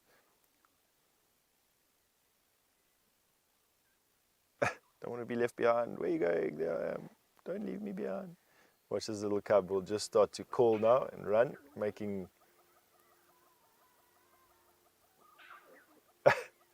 Come on, up you go. It doesn't want to be left behind. And there they walk off into the mist. We're going to try and go around and see if we can access this particular drainage line for one more point. There are two other vehicles that are coming through, and I'd ideally love for them to be able to see the sighting as well. So while they're walking away from us, and that I think will probably be one of the last times that we get to see these particular cubs today, I will try again in a few minutes. But while we're getting into position and helping these other vehicles come into the sighting, we're going to put you over to Brent and Cheetah Plains. Weren't those elephants incredible? Now we've got some horses wearing their pajamas in the mist.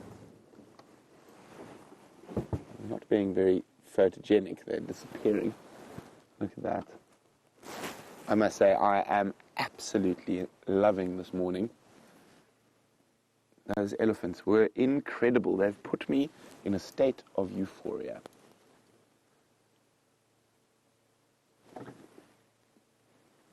And as much as I like talking, and I like talking a lot, it was one of those moments where there were no words needed.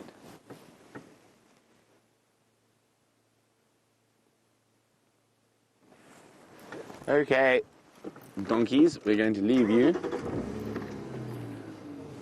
Now, can our luck hold?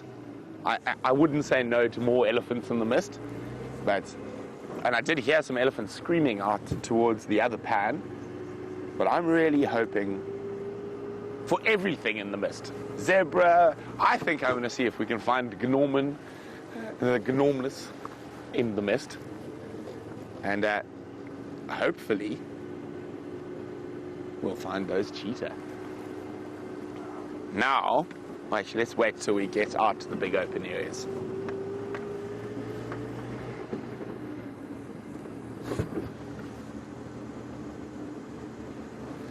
Hello, Sandra, who's in California. Sandra says, do you often hear elephants roar? And why do they roar? Well, I think I'd describe it more as a scream, generally, but it does actually sound like a roar. And it is one of the things we probably hear the most. Through the night, through the day. A lot of it is altercations between the herd. And elephants have such amazing vocals, and a huge array of vocals, from trumpeting to screaming to roaring to rumbling. Now, that low rumble we heard in that elephant sighting, that is the elephants communicating with each other. Now, a lot of their communications are at such a low decibel we can't hear them. And those communications will be heard for up to 10 kilometers. what's that in miles? About 5-6 miles. And I think it's just amazing. I'd love to know what they're saying to each other. There's that silly man with the ponytail again. But yes, he's always around when we're trying to have a drink, when we're trying to go to the loo. There's the man with the ponytail. And I thought it was going to burn off, but it's getting thicker as we head towards the open areas. So we've actually, we can't show you because the camera doesn't go straight up, but above us is blue sky. And we are heading straight towards the east, towards the rising sun. Well, it's a very, very well-risen sun already, but it is fighting to burn off this incredible mist. Everything's better in the mist. Impala, steenbok, zebra, elephants. And I can't wait to get home and see the screenshots you guys are getting with Steph and the lions in the mist. One of my favorite lion sightings since I've been at Safari Live was with a pride we don't see often, which is the Mungen pride. And that was on Arathusa airstrip in a misty morning like this, with a man we miss dearly, but he's very happy in what he's doing, Andrew Francis. So we happened to have, and there were I think there were 16 lions at the time in the pride, and literally on that open area of Arathusa airstrip, there were just lions in the mist all around us. I think I might have a photo too. I'll have a look and see if I've got a photo from that morning that we can show you a little later. And of course, every time we were off air, like a good cameraman, grumbling about how the mist was misting up his lens.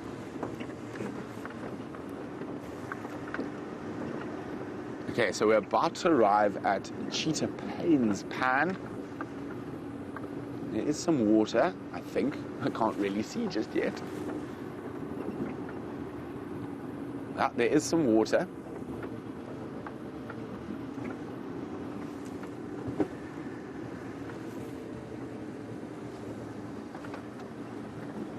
Now, because of the mist, I have to take a moment to check carefully that there's nothing striding out of the mist in front of us on the open area.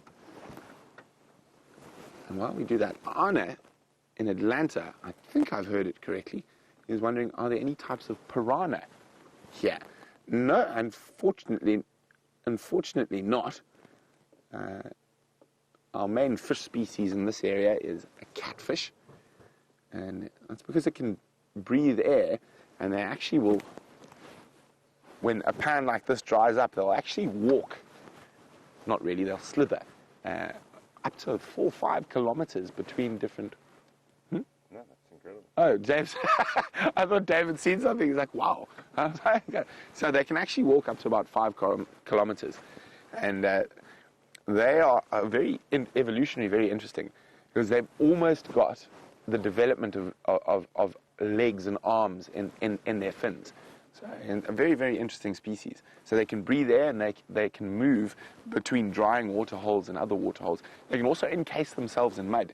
But piranhas are endemic to South America. There's a couple of different species, and on my bucket list to catch one day, even though they don't get very big.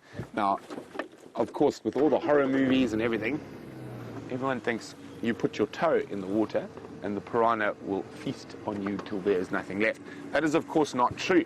I have actually many friends who've dived with piranhas and snorkeled with them in the Pantanal in Brazil. And you literally have to have an open wound, and even something of our size, if we have an open wound, the likelihood of a piranha feasting on us is very, very slim. Their mouths are very small as well. I mean, they can only open their mouth probably less than an inch.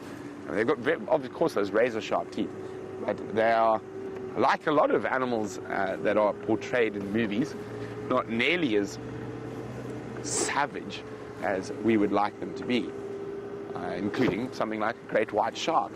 A girl I went to university with, her dad was the first guy to start free diving with great white sharks, and there's some incredible photos. I think if you look online, you can find them, of him holding his hand on a great white shark's nose, free diving, so no cage, no steel armor around him.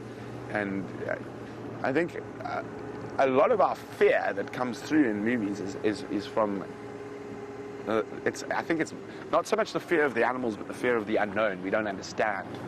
And that's why we often get a lot of questions. Why aren't the animals attacking you and whatnot? And I think it's that fear of the unknown, the fear of not understanding. And we're incredibly lucky. I mean, I've been with elephants since I can remember, since I was 2 years old.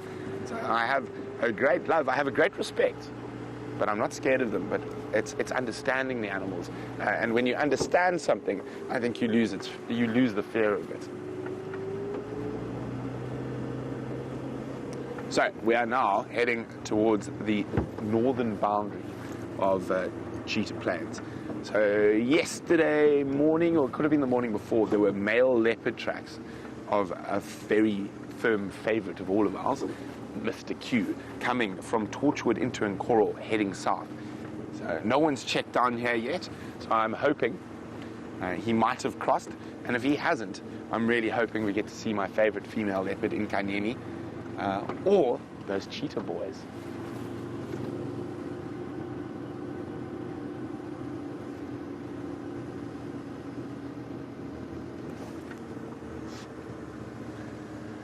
Well, I think the mist is playing a bit of havoc with our comms, and I know I've got a comment from Aaron who says, Brent would be so happy, but it cuts out every time when they tell me what I'm supposed to be happy about. Kunyuma! Yes, Aaron, I would be ecstatic. I think I'd actually climb to the bonnet and do a jig if we found Kunyuma this morning. As much as I love old lion tracks going into Nkoro, but the sticks are on a buffalo kill in Nkoro. But so, Aaron, yes, I would be absolutely ecstatic if I saw Kunyuma. He's definitely my favorite male leopard since I've been here. And I've been quite lucky. We worked it out the other day. I think I've seen 24 different individual leopards in a year and a half, which is incredible. In 4,000 acres, more or less, I've seen 24 different leopards. Oh, what do we have in the road? One for the birders. Quite a common, oh no, it's not quite a common one. That is actually a really cool one. Now, the race or version of these birds we get here is quite different from the one it's named after, and it's quite a difficult one. Oh, off it goes. So I'm going to say, who can tell me what bird that was? Remember, a little white patch on the shoulder, very good diagnostic.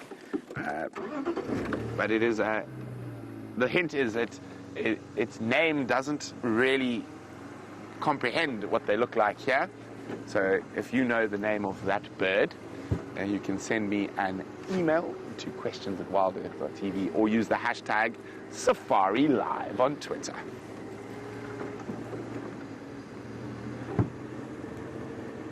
So we're going to head towards the southern section of Cheetah Plains if we don't get any tracks here. And I actually got completely surprised, and I think I'm quite savvy and don't get surprised very often. But Jamie managed to sneak 2 presents onto the vehicle. So we'll wait till we get down to the southern. And would you guys like to join me in opening my birthday presents from the wonderful Jamie Patterson? I actually think I might put her in front of camera for that. The grand opening. She tried to sneakily give them to me off air. So I thought, no, you're not going to get away with it that easily.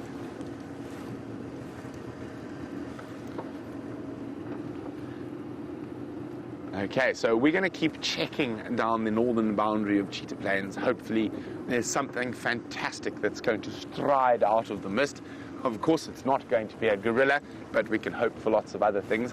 While we do that, Steph has made his way into what is left of the Buffalo's Hook waterhole.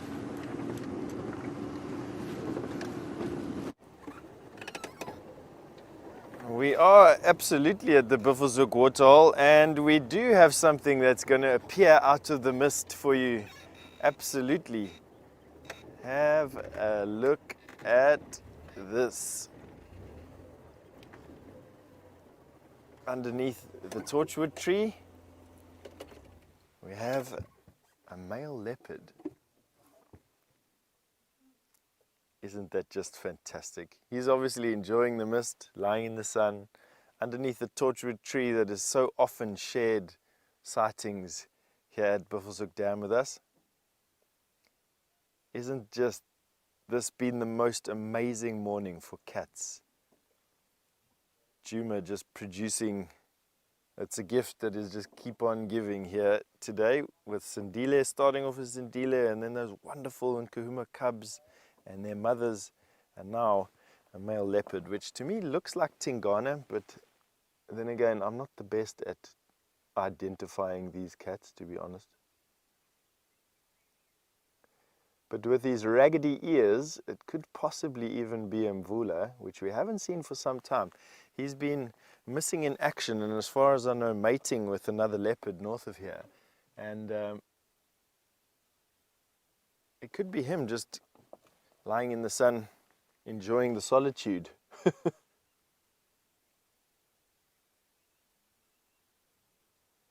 That is just fantastic. Still not looking his usual good self. I must be honest with you. Have a look at that hip bone that he's got sticking out there. This is a skinny cat. Expected though, he's not a youngster anymore, and leopard do lose some condition as they get a little bit older. That being said though, he's not in terrible condition. This guy is obviously still able to dominate a female enough, or dominate an area enough that a female warrants being mated with by him. Looks like he's damaged his claw as well there. Hey boy, what's happening to you? You've been in the wars a little bit. It's not uncommon for them to damage claws, even lose claws, in the Malay that is hunting, or being a solitary hunter, hunting the size prey that they do hunt. He will be fully capable of taking down an adult kudu of 400 pounds. Yeah, that is definitely Mvula. I can just see his face. Excuse me for 1 second while I just update everybody on the radio here. Light stations, there's one male leopard at Buffelshoek Dam. 2 vehicles in this particular sighting. Taxon, you're welcome to make your way in if you like. There's a space open for you.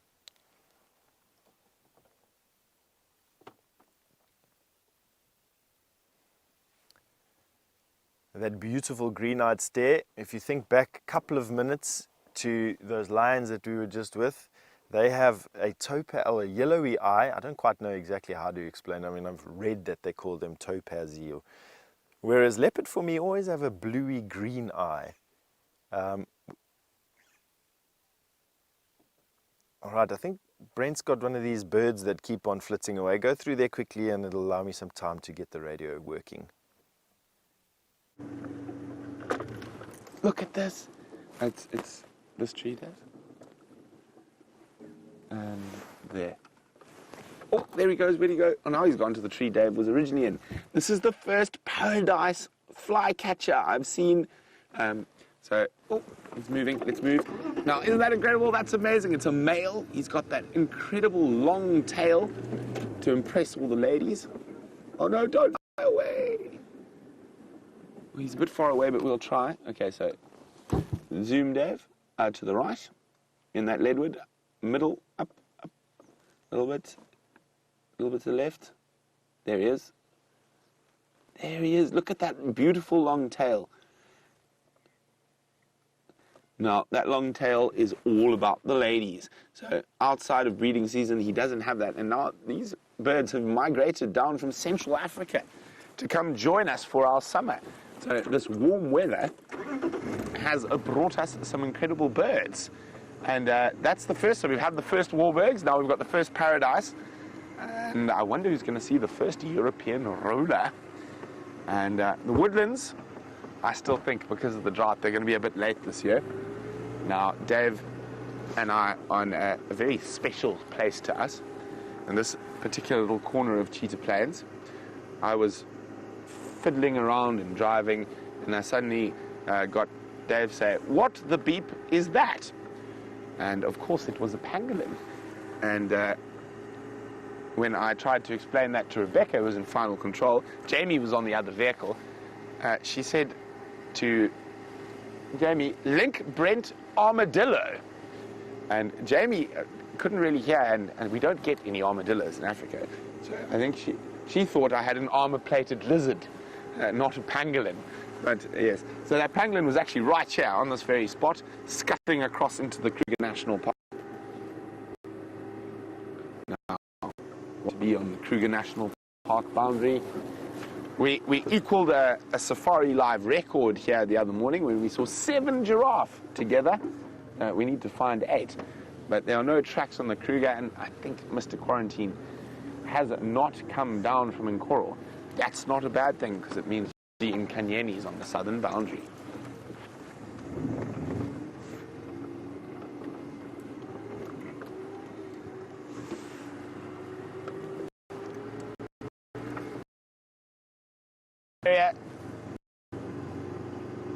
Says, was it a wax bill? It was not. It's actually slightly bigger than the wax bills. And I'll give her even a bigger hint, because I know it's misty, it's early, so the word yellow is in its name.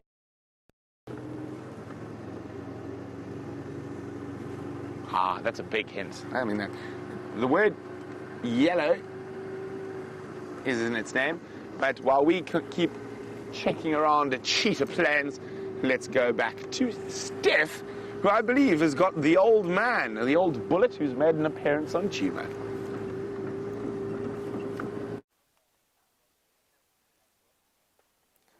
All right, you catch me. Sorry, I'm busy listening to the radio, trying to do 2 things at once, which for me is virtually impossible. So we are looking at Mvula. I think I'm pretty confident that that is exactly what we are looking at. And now that we are a little bit, yes, thank you very much for helping me with the identification of this particular leopard, all of you that have confirmed that it's Mvula. I need all the help that I can get with these particular things, you know. Just have a look at the sun has now broken through these mist banks that are lying above us, and it's just affording us the most unbelievable sighting of him. That is just superb. You know, those footprints that you can see there, that back foot in particular is something that we have been tracking. I'm intimately familiar with Mvula's footprint. He obviously registers, which means that the footprint that we follow is that one that you're having a look at. Those 2, those are the ones that we see in the sand and so often battle to find. Mvula, like his counterpart Tingana, they walk the most unbelievable distances. I fondly remember a memory with Scott where we tracked him from way off on the other side of Djuma, literally through Djuma in 4 hours, and he stopped to hunt a leguan, which is a big monitor lizard. He hunted a little steenbok and inhaled that along the way, and literally between game drives he walked from one end to the other, probably in a total of about 6 or 7 miles zigzagging through the bush, and disappeared 4 minutes before we went live. As is so often the case. Just have a look at that vista.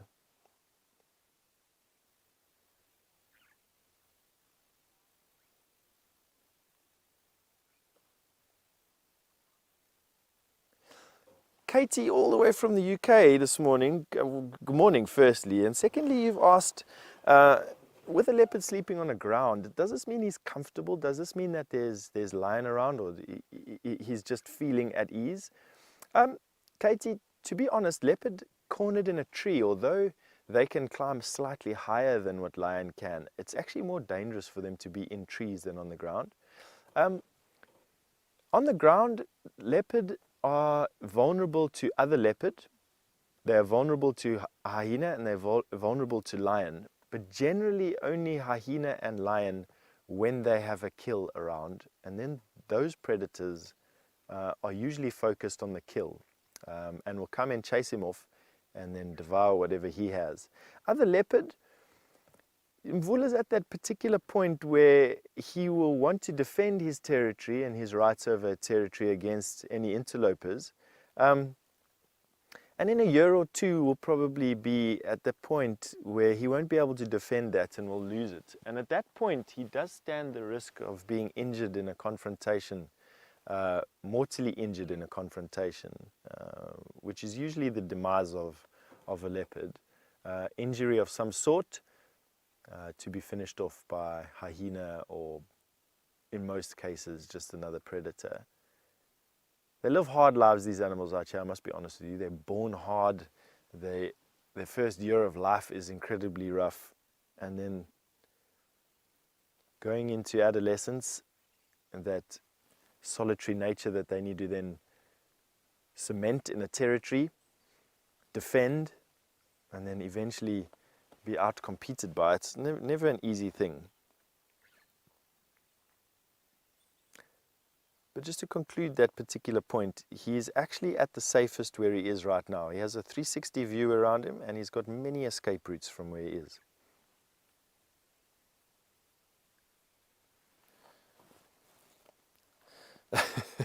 Shamsung, you've just asked me, is that mange on his face or just old age balding? Shamsung, you know, being bald myself, I'd like to say that it's mange and that going bald is not a problem, but that is definitely an observation that you have made there, and a very true observation. Leopard don't go bald, fortunately for them, because I think they'd battle to find enough sun cream to keep their heads from going red like mine. But that to me does look like a bit of mange, to be honest.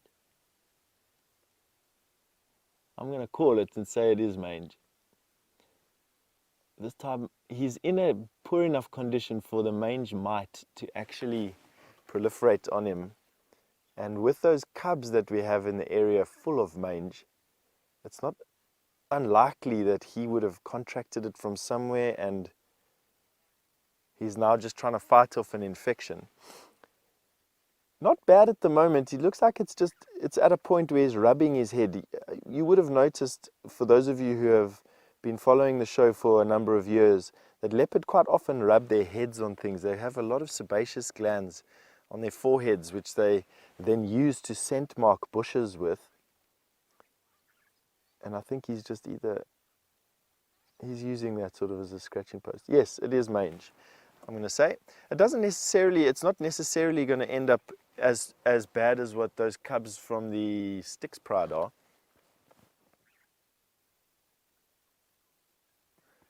Courtney, I didn't quite catch your question there. I'm just going to ask Kirsty to reread it to me if you don't mind.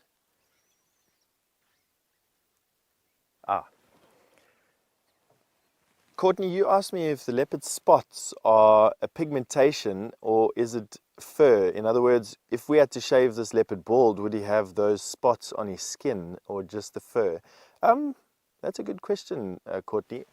It's definitely a fur. It's definitely coloration of the fur. It's not a pigmentation.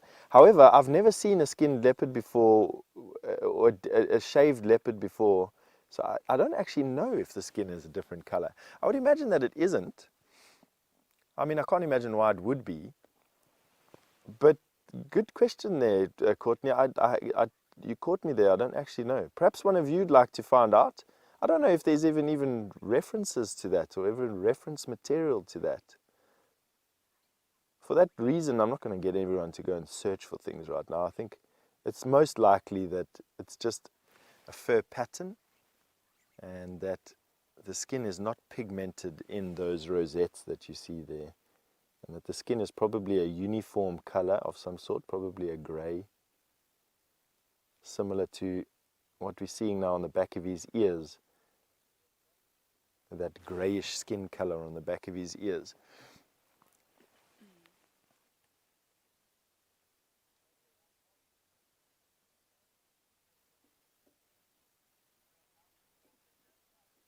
All right, and I think at this particular point in time, Brent is probably dying to give you an update on his birding safari in Cheetah Plains. So off you go. We'll wait here and catch up with you in a little bit.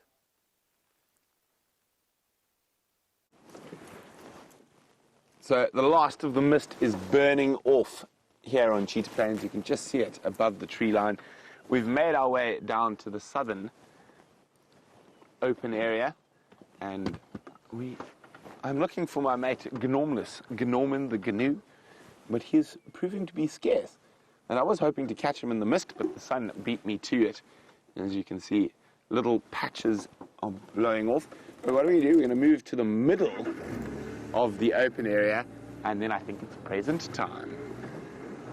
Jamie is going to make her appearance before she's supposed to start working.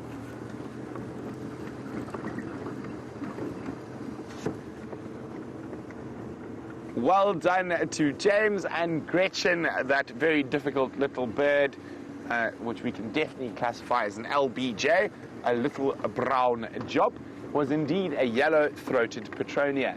So the yellow-throated petronias, of course, in a lot of places have a wonderful little yellow spot on their throat. Our race that we get here in the Sabi Sands doesn't have a yellow throat.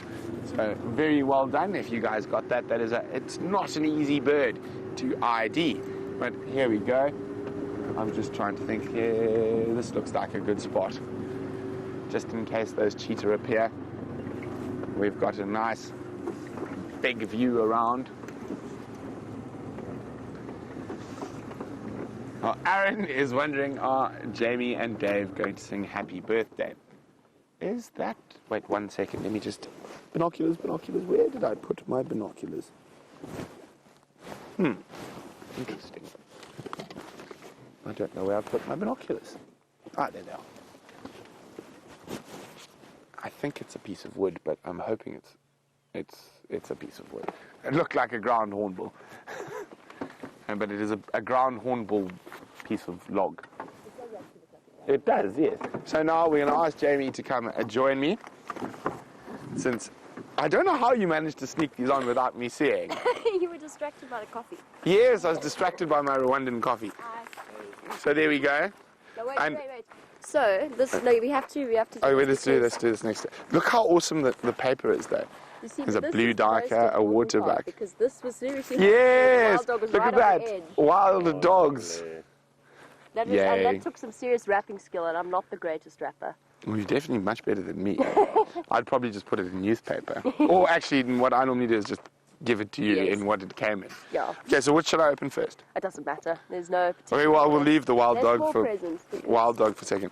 It's a book. It is a book. I love books. It is a book. So, Might be right up your alley. Jamie and I have definitely the biggest book collection at Wild Earth. And so we've probably got close on We've got a just library. here. We've got our own library of books, which Dave has actually asked if he can. Oh, I don't want to mess up.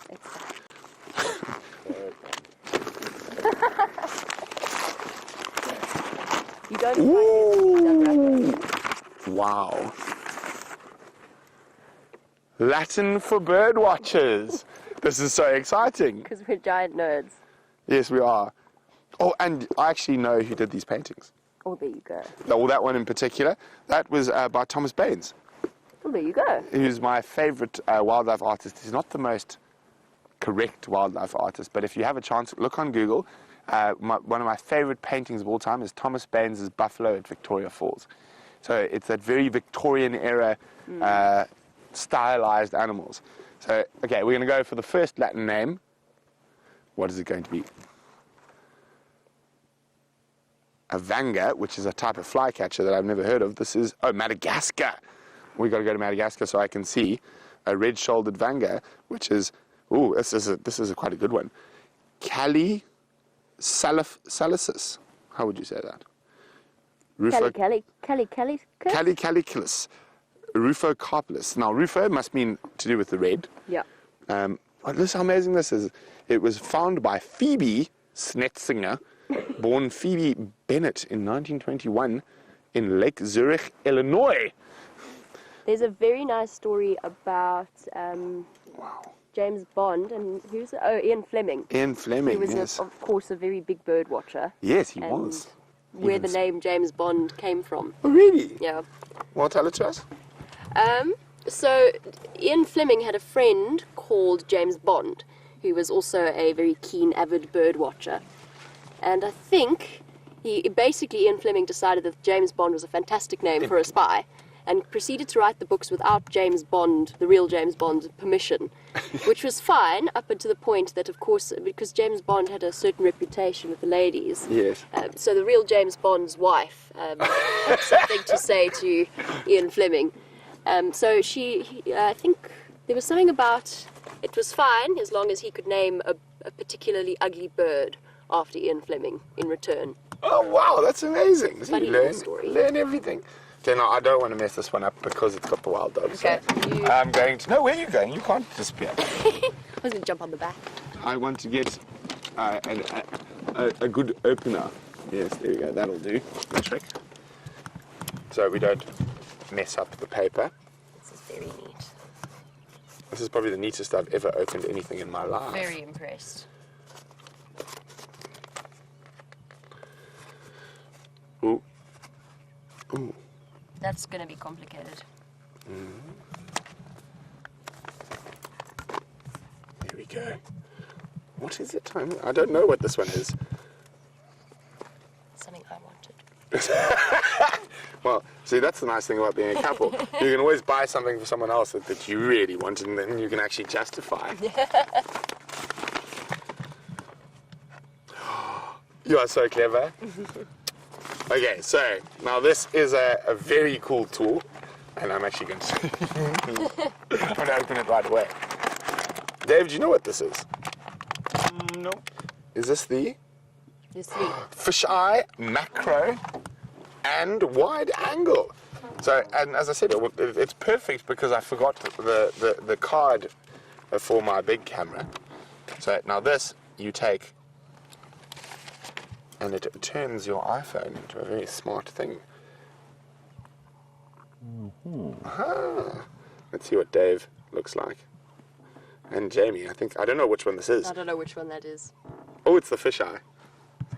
So let's get a photo. There you go. So you guys can have a look what it looks like. Oh, I probably shouldn't take photos into the sun. I do know better. But there we go. Very, very cool. How cool is that? Thank you very much. It's a pleasure. Happy birthday. Thank you. That is awesome. Okay. Well, on that note, we're going to carry on maneuvering. Oh, actually, 1 second. I think the Mala people have found a cheetah. But it is literally a pixel away. Or it will be a pixel. They have, unfortunately, as I said, it's probably about a kilometre away from there. The two male cheetah are there. So maybe they'll come visit Jamie on the sunset safari. So you can see that car in the distance. The cheetah are next to that car. Come on, guys, come this way.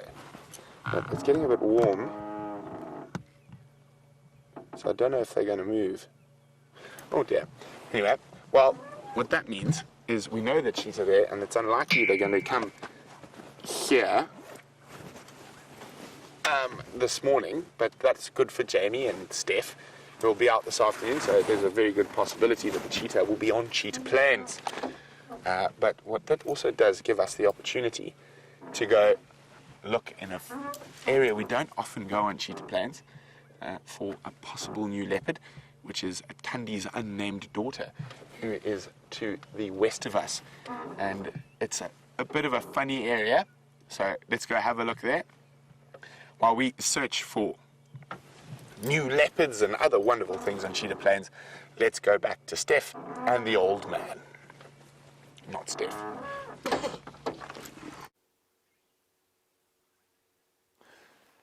You know, that's the second person that's called this cat an old man in the last 20 seconds. And, yeah, I mean, is he that old? Is he not? What condition is this particular leopard in? He's got a little bit of mange on his face. His ears are a bit raggedy. He could do with a meal or 10, it looks like. He's still alert. I'm busy trying to contrast what I've seen before in leopard that are old. I think that he's still got a few more years left, to be quite honest with you. I think he'll probably start wandering a little bit wider. But there really isn't a big male in this area. Kajima is a newish male, a young male that is pushing him around. Tingana is obviously capitalizing on Mvula's deteriorating condition and is moving into Mvula's territory. And then you've got Anderson pushing, of course, Tingana up from the west and creating a little bit of pressure from that side. I think he'd still put up a bit of a fight. I'm not convinced he's that old.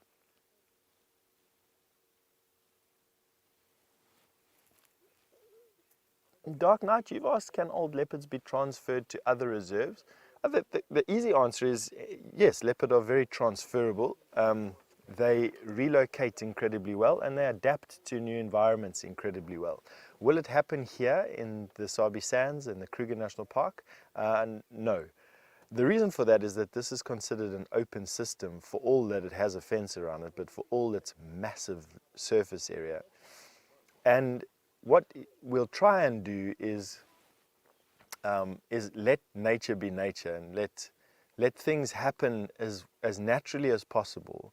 And it's natural for leopard to get old and to make space for the younger cats. It's necessary for the younger cats to test themselves against the old hats, and they do this to gain experience and the necessary testing that leopard genetic needs. There needs to be hardship and trial, and it's what keeps the genes strong. You can't have weaklings mating with the females in this particular area. And I'm talking about an open system here. I'm talking about a system like the Kruger National Park, where its greatest treasure is its biodiversity and its gene pool, the strong, healthy, natural genes that it has, unsullied by anything. But yes, leopard, there's a couple of places in South Africa that rehabilitate leopard. Leopard that have been caught in snares or have become problem leopard in these fringe communities where leopard and people territories overlap. A leopard will quite often be caught before they are killed and then relocated to newer areas or areas where leopard have been eradicated in the past, either through bad farming practices or overhunting in some areas. And they relocate incredibly well.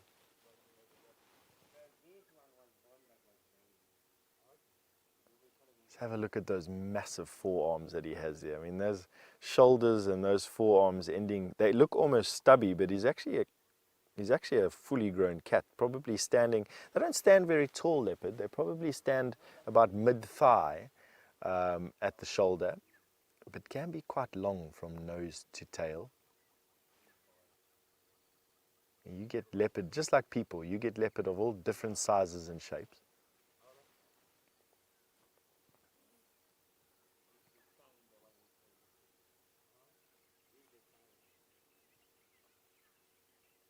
So D. Smith, you've just sent in a comment that Mvula was the first leopard that you ever saw on Safari Live, and I'm still glad that we're showing him to you, D. Smith, because it's obviously quite a memory jerker for you, which is nice. And then you've also said that James mentioned that Mvula's name means rain, and that's exactly true.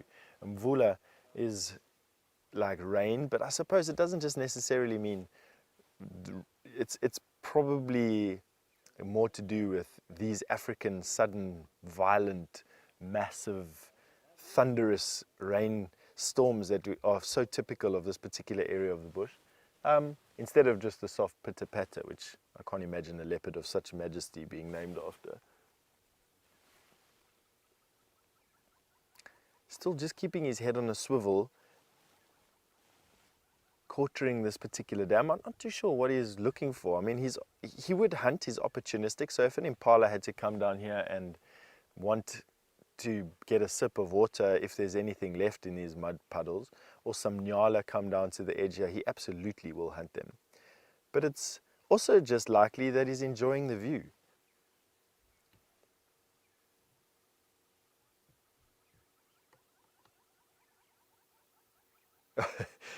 Hayden, you've just asked me a question that I have absolutely no answer to, but I'm going to ask it. I'm going to share it in any case because I think it's quite a nice question.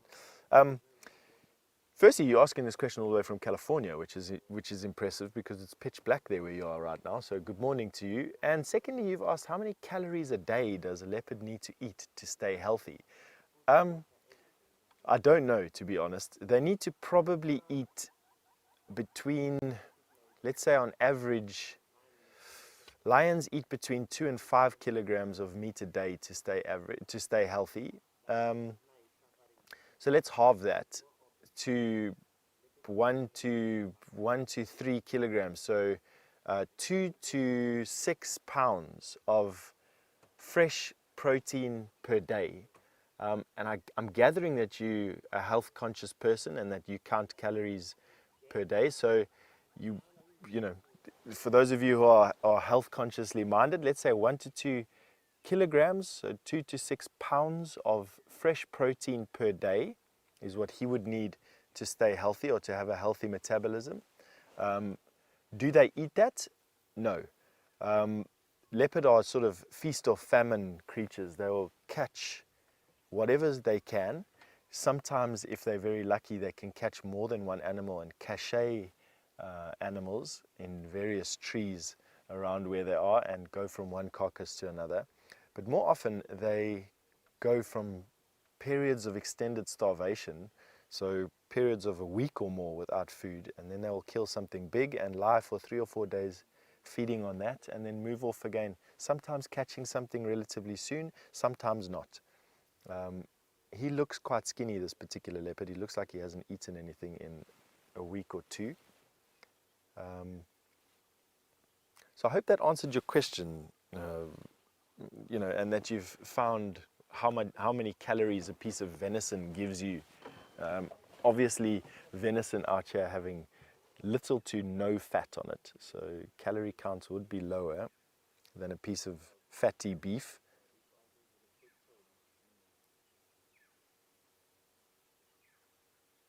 He's just laying down there, completely oblivious to us. Just exactly the way I enjoy watching leopard.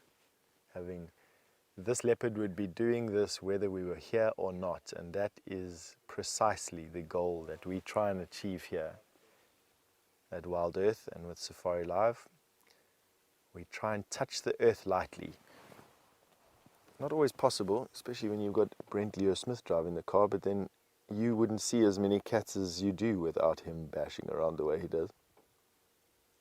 His pelvis is very skinny. I'm looking now where the base of his tail goes into his pelvis, and you can clearly see that hip joint sticking out there.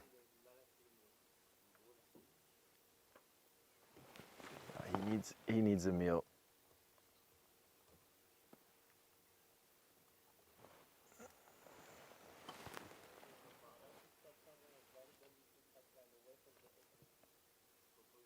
I'm just having a look now that we're a little bit closer at that damaged claw that he has there. I don't quite know.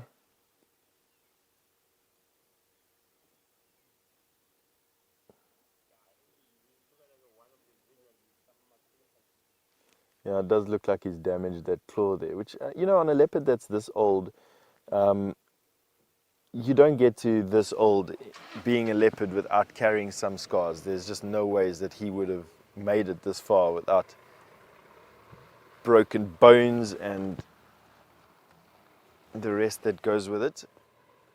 And that claw could have been the result of an animal pulling incredibly hard against him or getting stuck on something.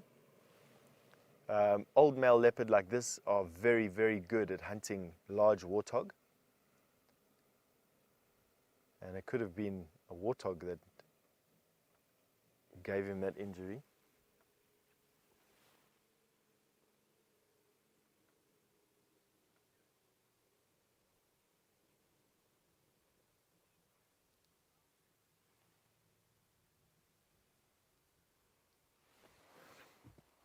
Margaret, all the way from Kansas, you've actually just made an observation I was looking at as you spoke your question. You want to know if the tip of his tail is all there. It looks like he's missing it. Margaret, I just looked at it. Does look short from this particular angle, but I think he's got all his tail. How I'm knowing this is that the bottom of a leopard's tail is pure white, and I I can't really see exactly under his tail, but it doesn't look like the spots extend all the way to the end of the tail. I also don't see any baldness at the tip of the tail, which would be as a result of some scar tissue if it had it bitten off by something. So it's a guess, but I'm guessing that he's got his whole tail. It just looks bizarre from this particular angle. It looks like he's got his tail chopped off and is a bit shorter than it should be. Also, if you bring down the line of the tail down towards his toes, you'll see that it almost fits. The geometry there looks like it will stretch past his toes almost. That's another sign that that leopard's tail is intact. But yeah, good observation there, Margaret.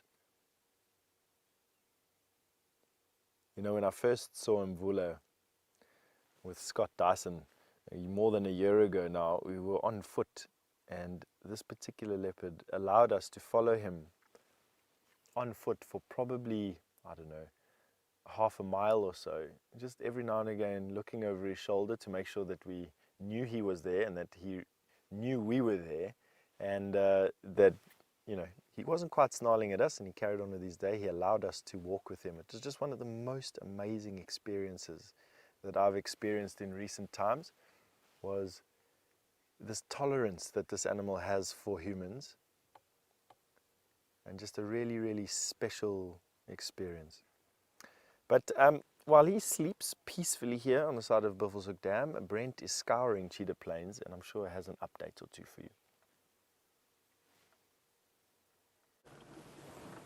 Well, here are some of the zebras that were in the mist earlier in the beautiful morning sunshine, and luckily they are heading towards the water, so I'm going to get there before them, and hopefully they're going to have a nice drink next to us.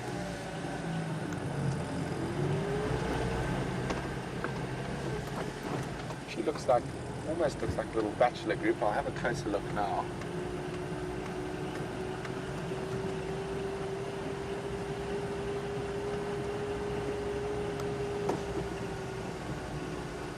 Very attentive as they approach the water, especially at this time of the year. Lion and leopard are hanging about where there's water, looking for an easy meal. Oh, that's just mud, so we'll go to the next one where there's water.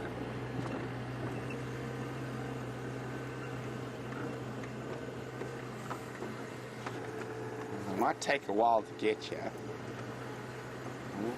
We'll give them a chance. This is where the elephants were in the mist this morning. I think they're going to make another visit to the water to play in the mud once it gets a bit hotter. I think we're going to have a nice hot day today.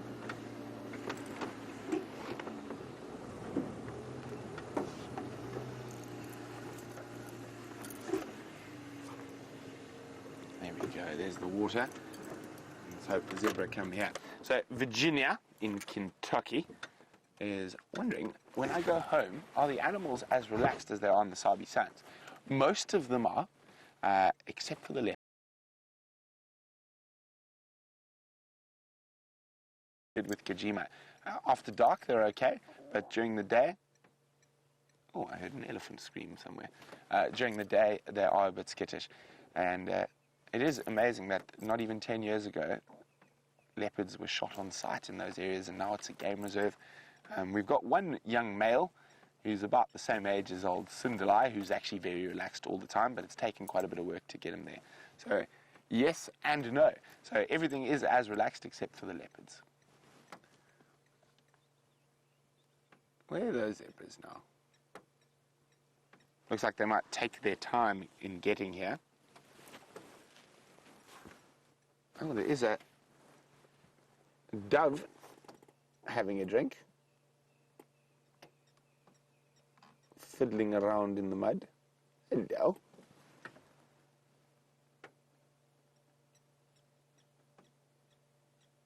Oof, it's warming up really quickly now that the mist's gone. I think we're going to get over 30 degrees. What's that, about 88 Fahrenheit today?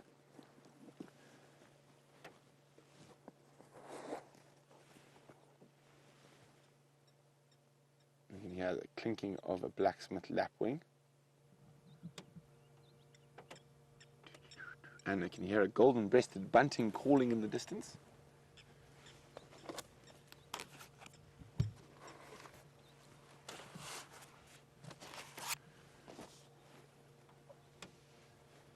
Now, Anna-Marie is saying, before long, the bee-eaters will be back. Now, Anna-Marie, I actually have an in on the bee-eaters, and I'll know almost to the day when they're going to arrive. Now, when I lived in Tanzania, I was part of the Tanzanian Bird Club, or the Tanzanian Rare Bird Society. And what that means is I get an email when the bee eaters go across Tanzania, and it's about 9 days or 10 days if the bee eaters are seen in southern Tanzania to when they arrive in South Africa. But it looks like the zebras are going to take their time, so we're going to keep moving. I did find something. Well, I actually will do this quickly. So we saw honey badger tracks on the road, and then found a little hinged tortoise, a Speaks hinged tortoise that had been opened up. Now, I don't think the honey badgers did this. I think the honey badger was just picked it up and carried it for fun, so it could have been a young honey badger. Now, I can't see any obvious teeth marks. Oh, maybe. So I'm thinking this could have been a ground hornbill that has pecked its way through, opened up the carapace, and eaten the tortoise. Now, you can see where they get the hinged name from. It looks like a little hinge there, even though it's not a mobile hinge. But it does look, and it protects their bottom, although it doesn't look like all the armor plating in the world protected this poor tortoise from the attentions, I think, of a ground hornbill. It's very difficult to be 100%. So there are no teeth marks, but you can see crack along there and another crack here. So whatever it is, it's something with great pressure, and I think it's been a bang, a hit, rather than a crunch. So if it was a crunch, something like a hyena, I think we would see a lot more of the little armor platings coming off, and a lot more cracks. So I think this is more of a 1 or 2 solid strikes that's opened up this tortoise. But it is a beautiful shell, and we're going to add to my collection. And fortunately, normally when you find tortoise shells, they're quite smelly. This one's just a little smelly, but very, very pretty. It's so amazing. These are individual platings here. Look at the lines, how it's grown. So there's the oldest part, and it's grown outwards. Stunning.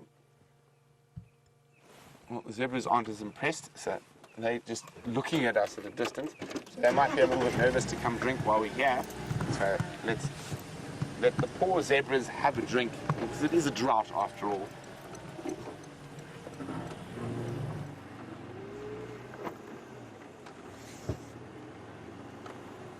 Okay. Well, exciting prospects with those 2 male cheetahs sitting on Mala Mala, and there's a very good chance that they're going to come across. There's not much water that side of Mala Mala, so the closest water to where they are is Cheetah Plains Pan. Might be worth having a check there on the sunset safari.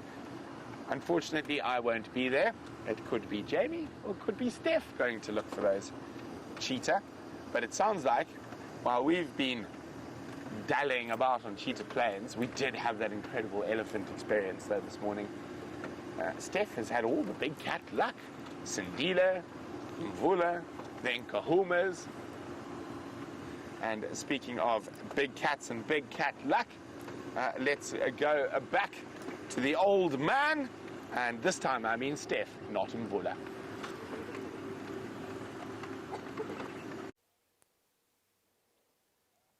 Says Brent, who's 1 year older than I am at the moment. Well, 1 year older than he was yesterday, basically. He hasn't done too much, I must be honest with you. He's just been lying here surveying his domain. Brian and I were busy chatting about where it would be better for him to actually find impala or not. I don't know, this particular pan, Brian was here 48 hours ago, and although it looks like it's dry, he said that there was this multitude of animals. There must have been a herd of elephant. What else was here, Brian? There was some nyala. Yeah, some birds. Some birds. So maybe Mvula knows something we don't, And then again, there's always just this likelihood that he's just come here for the view, that he's just enjoying watching the dam, same as we do from day to day, looking at some birds, watching the mist burn off and the clouds in the sky.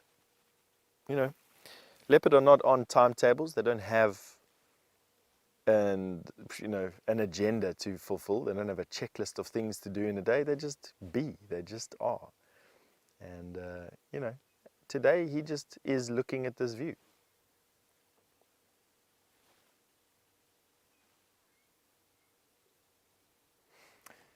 Sylvia in Oregon, you've just asked an interesting question in that it's nice to go over these things from time to time. It's a big stretch from this guy. You've asked who decides on individual leopard names, and it's a cause for great conversation, this in actual fact. So leopard are generally named when they turn 1 year old in the place where they are born by the ranger who found the cub in the first place, a year previously, obviously. The name is gifted to a leopard based on a couple of factors, based on their character or based on a significant event that happened in that leopard's life or a location that leopard likes to be in, a particular tree or a particular crossing or a particular rocky outcrop, etc., etc. If it's a female cub, that name sticks because female cubs do not leave their natal area. They'll set up territories adjacent to and usually within the same traverse area as their mothers and spend the rest of their lives in those areas. Male leopard disperse and they start leaving their natal areas or their natal ranges when they are around about 2 to 2.5 years old, sometimes stretching to about 3 years old. And they walk around then, dispersing from their natal range for about 2 to 3 years before they take over their own territory or squash open their own territory. At which point they are usually, not always, but usually far away from where they were born and therefore far away from the people that named them. So in other words, what will happen in this area is we all of a sudden will get a new male leopard, a new young male leopard in this area. And then based on a particular character trait or a particular location once again or a significant event, the rangers in that area will get together and name that leopard. It's not a name that is, the naming rights are not reserved and they're not necessarily carried over from his baby name, for lack of a better word, or his adolescent name, for lack of a better word. So Mvula was, let's just use him as an example, and once again, I'm just using him as an example. I don't know exactly where he was born or what his juvenile name was, but he would have been born somewhere else. He would have been named by those rangers, potentially, if he came from a commercially active place like the Sabi Sands. He then would have dispersed, and when he arrived here, he would have been named Mvula by the local rangers, by the local guys who were seeing him active at that particular point. And he would have been called Mvula, which means rain, for some event or some nature of his that I'm not too sure of exactly why he was named that. I'd have to ask Taxon and Aubrey for that. They probably were instrumental in giving him that name and were, they were present at that particular time. And that's basically how naming of leopards works, basically, in a nutshell. Have I forgotten anything? I don't think so, no. So I hope that answered your question. And like I said, it's a topic of much conversation, the naming of a leopard for a particular trait. Atypically, we've named Karula, which is a female leopard that is dominant in this area. We've named her cubs and Shadow's cub before they've reached a year old. And we've done that because they are such characters in our story. It took a little bit of negotiating with the local ranger teams around to actually settle on Karula's cub's name and Shadow's cub's names earlier than a year. We haven't named Shadow's cub. Excuse me, we haven't named Shadow's cub yet, but we have named Karula's cubs, Hosana and Shongile. And the local rangers have decided that those names will stick, and so everyone calls them Hosana and Shongile before they are a year old, which is quite nice of them. It was atypical, and it was a gift to us for that. Yeah, I think that's basically it. Have a look at that side profile there. For those of you who are interested in screen grabs, you're not going to get a much better screen grab of Mvula. And of course, there's always the chance that this is one of the last times that we see him in this particular state. So for those of you who keep records of these animals over the years and throughout the lives of these particular cats, it wouldn't be a bad idea to take a screenshot the next time you see him in profile, and also when he faces us again. And it'll be nice to add to your photo journal of him. I haven't seen him, how long now, Brian? I haven't personally seen Mvula for more than 6 or 7 months, maybe even longer than that. Quite a few months. Yeah, many months. And it might be many months again before we see him, if we ever see him again. Excuse me for 1 second while I just do the administration that is necessary when you're the only vehicle in a sighting. So I'm quickly going to be speaking on the radio.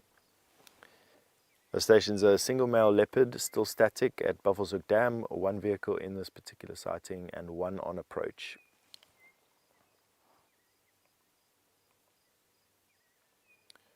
Alright, and that was my administration, sort of done.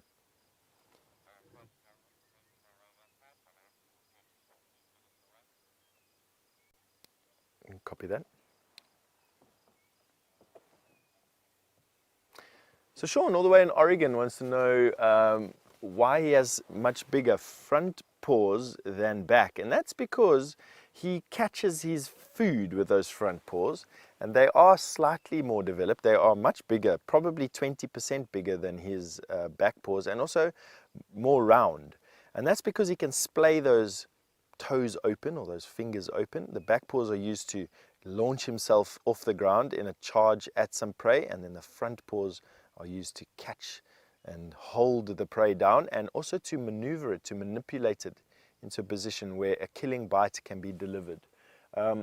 Huge male leopard like this that have that very thick neck and very thickly muscled skull, or can deliver a bite force that can crush the skull of most animals, crush the next vertebra, and also bite into, in the case of warthog, bite through the chest cavity and into the heart with an ease that will astound you, to be honest with you. I don't even want to know what the bite force of these animals is, but it's incredible.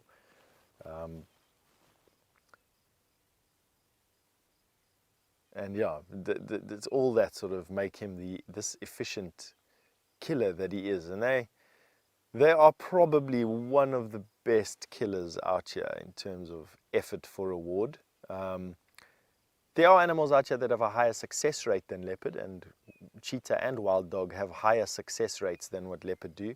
But for the conservation of energy, I do not think that there's an animal that has a large predator at least anyway, that has a higher conservation of energy. Yeah. If you just excuse me, this sighting is generating a lot of interest. I'm going to have to just go onto the radio one more time. Just bear with me, please.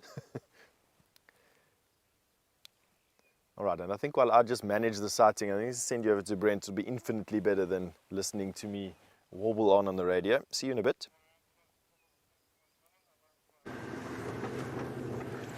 Well, we are still on Cheetah Plains. We're having a look through the center of Cheetah Plains at the moment, hoping for a big cat to appear. Now, the sticks are still in Nkoro. Those 2 male cheetah are still in Mara. So, by law of averages, there has to be a big cat here somewhere. If there are big cats to the right and big cats to the left, why can't there be big cats in the middle?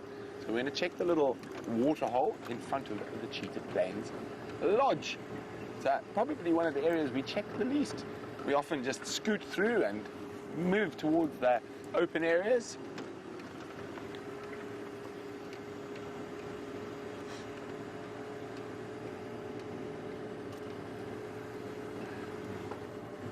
Thomas in Pennsylvania. Believe it or not, Thomas, I nearly ended up living in Pennsylvania for a while. So that's a long story for another day.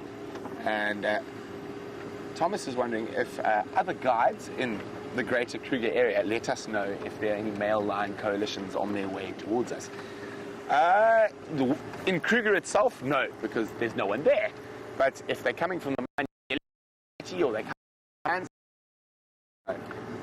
can you believe? I mean, we're so sophisticated these days. There's a WhatsApp group for big cat movements in the Sabi Sands that we're all part of. So we just check our phones. And I started in the Sabi Sands. You used to have to bump into someone on the boundary for those updates, or use. But of course, no, it wasn't a telegraph. I'm not that old, although I'm feeling old. No, I'm only joking. I was going to make a very crude joke, but I decided that probably, wow, David's going to land. Beautiful. Not a bird we see too often. Did you see it land? You've got it in the middle of the frame. Look at that. A male double-banded sandgrouse. Now, these birds are so awesome. They live in quite often very arid areas, and they nest in very arid areas. And they actually fly to water holes, collect water in their feathers, and fly back to where their nest is and give the chicks a drink from water droplets collected in their breast feathers. Now, we only get one sandgrass species here, and in other parts of Africa, you've got multiple sandgrass species, and they all drink and they all take water back to their chicks. Now, can you imagine if there's a flock of 5,000 Birchall sandgrass and there's a flock of 2,000 double-banded? They can't all drink at the same time. So they have time sharing around any little bit of water, and how they do that is they drink at different times of the day. So double-banded sandgrass drinks before dawn, or goes to water and collects water and drinks before dawn. So before the sun pops up, that's double-banded sandgrass. That's their time for drinking. Now, from about now, 11 o'clock, is Birchall sandgrouse drinking. And then in the late afternoon, it is Namakwa sandgrass drinking time. And in the middle of the night, it's the yellow-throated sandgrasses drinking time. Drink at different times, and they're all utilized quite often in places like Botswana, the exact same water hole. But to stop congestion, they all drink at different times. And I find that incredibly fascinating. So, of course, they're different species, but they all belong to the same family. And unfortunately, there's nothing.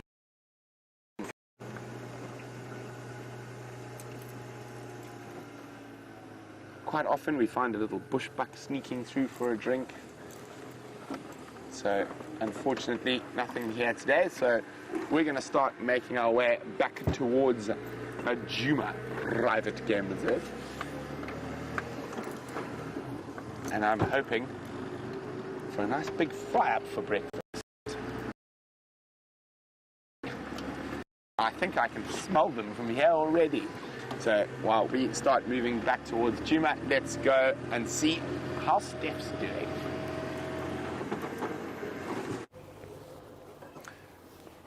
I'm doing fine, thanks. So we've had to obviously leave Mvula lying on the banks of Buffelshoek Dam, and because so many people want to come and have a look at him. He's literally hasn't been seen in these areas in months, and there's a bunch of people that are saying they want to really come and see what he looks like and how's he doing and what his condition is in. And because we only allow a limited amount of people around any particular sighting, and that's to reduce stress on these animals and keep them friendly with the cars, we made some space. We'd spent enough time with him, and I think it was just nice to give some other people a chance to see him and interact with him and spend some time with him. Wow, there's a lot of hyena and leopard tracks around. I wonder if he hasn't got a kill somewhere.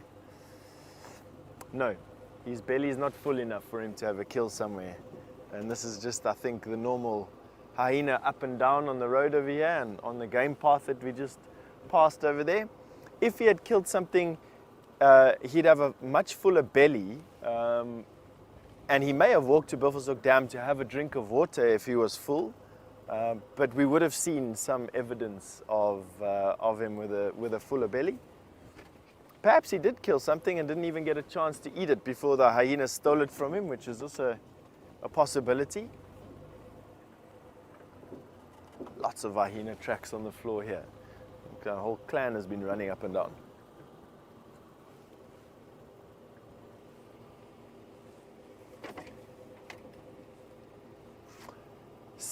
Sandy in Canada, good evening to you, or good morning from our side, good evening to you. You've asked all the way from Canada, if one of the 4 of our medically important spiders here had to bite Mvula, will it have the same effect on him? Good question there, Sandy, and I'm going to answer it as best as I can. The spiders that have a cytotoxic venom, in other words, the spiders that have a cell-destroying venom, would absolutely have an effect on him. And they include the 6-eyed desert crab spider, which by volume is the most toxic spider we have here. It includes the sac spider, which we find here, and the violin spider, which we find out here. They have cytotoxic venom. They will cause necrosis and ulceration at the bite site. They will absolutely affect him. The one that I'm not too sure of is the black widow or black button spider or recluse spider. They have a neurotoxic venom which affects heartbeat and respiration. Quite often with spider venoms, they're very keyed to a specific target prey, and although they have effects in humans, they're still keyed at a particular prey source. And I'm not sure if black widow venom would affect leopard the same way that it affects people. In other words, spreading through the lymphatic system, creating intense pain in the lymph nodes, and then having an effect on your respiration and your ability for your body to beat your heart, basically. I'd like to believe, because a leopard is a mammal, that it probably would have a similar effect, perhaps not as devastating, maybe even more so, but it may also have absolutely no effect whatsoever on a leopard, because they're just different. They're different animals. So while I didn't really answer your question, I hope I shed some more light on potentially making your own conclusion from that bit of information. Ah, what a lovely day. This mist is now burnt off, leaving a scattering of clouds above us.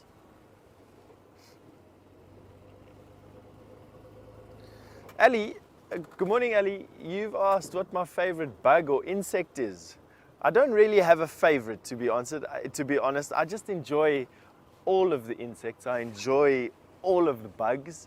To me, they're just fascinating. The reason why I like insects at the moment is because in my mind I blow them up to be as big as lion or big as leopard, and I can only just imagine what they would be like.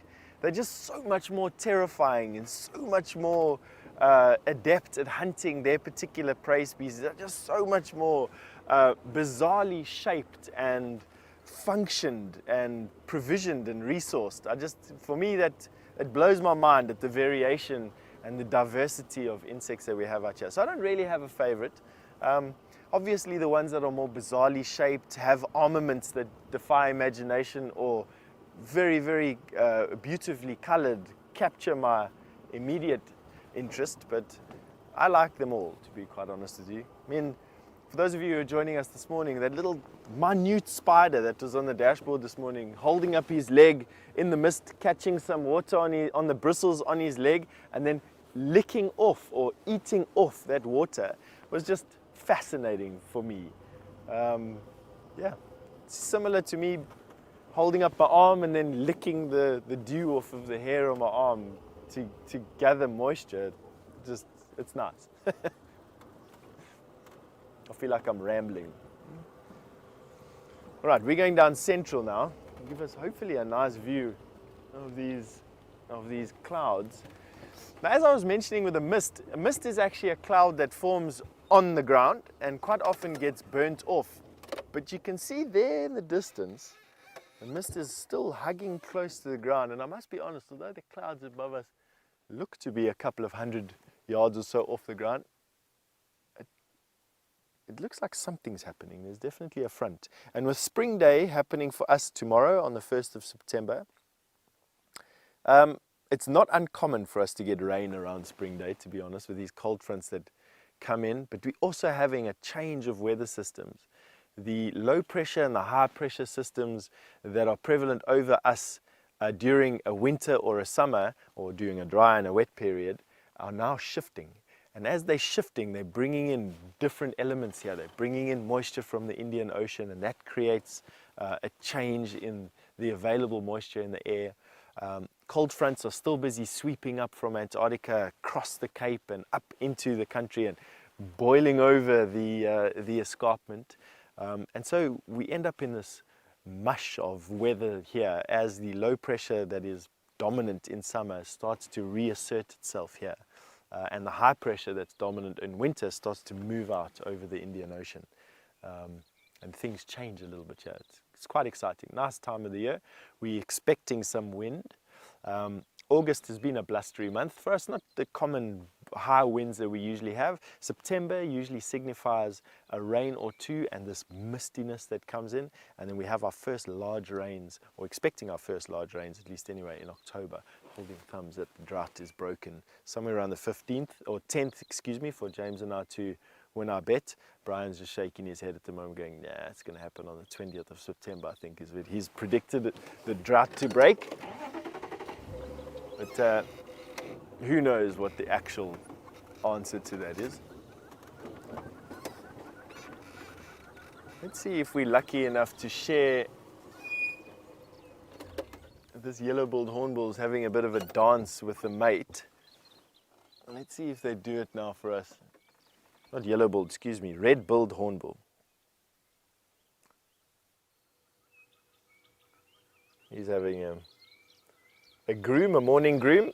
Birds' feathers, of course, vitally important to their ability to stay warm and to fly and to function. And so this isn't preening, but it is grooming. Preening is what a duck does when it takes oil from a gland at the base of its tail and it oils its feathers. Or I think penguin do as well, yes. What this bird is doing is just relieving itch and getting rid of feathers that are busy molting.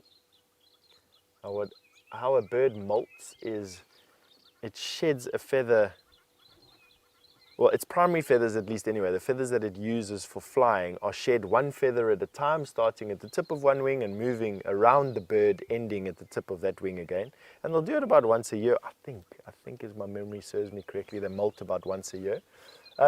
What he's doing now is he's just busy using that long red bill of his to groom through his secondary feathers, which are the feathers that cover his belly and under his wings, the ones that keep him warm. And they can shed numerous of these. And what he's busy doing there now is he's just busy tugging at his feathers, realigning them. The feather filaments themselves are made up of a bunch of hooks and rings similar to Velcro. And they need to be combed to stay hooked in with one another, which provides a waterproof layer and also a weather barrier, a keen weather barrier. Birds' feathers are some of the most insulating substances per volume on Earth. And one of the reasons why goose or duck down duvets and comforters and pillows are so highly prized.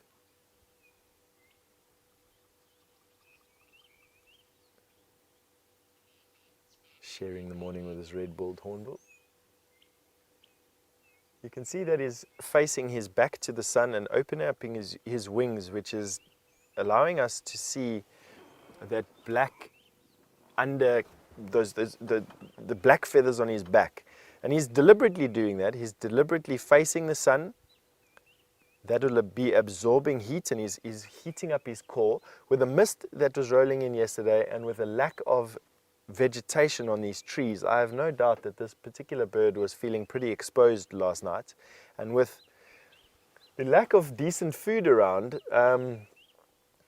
I'll say that he got pretty cold last night. So wet and cold and hungry, and now he's just grooming himself, realigning his feathers after being sodden last night in the mist, and then warming up with that black patch on his back in the sun. That's nice. Have a look at that. Wings relaxed, black patch open, sun tanning. Yes. All right, Brent Leo Smith is back on Djuma and is now close to the Mulwati, wanting to share that beautiful drainage line with you. So off you go, and see you in a bit. So we are in the Mulwati. We are hoping Queen Karula might make an appearance, but the real reason we're here is we're in search of the elusive white-throated robin. Now, it has avoided us many, many times over the last 10 days that we've been searching. We've heard them, but we haven't seen them. And maybe Dave is my lucky charm. He's the only person I've managed to put the white-throated robin on camera with before, and it was just around the corner.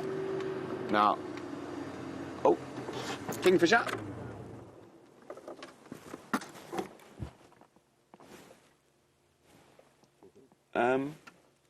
To the left. There we go.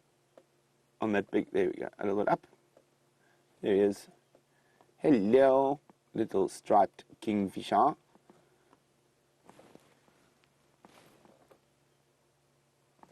Now, in the Mulwati, where there's steep banks, the kingfishers will nest. So, always a good spot to look for them. Oh, he's off. And so shall we be. Now, I'm also hoping that we're going to see my favourite antelope while we cruise the Mulwati. And there's a very good chance that they're going to be near the fruiting jackalberry. And it is, of course, the bush buck.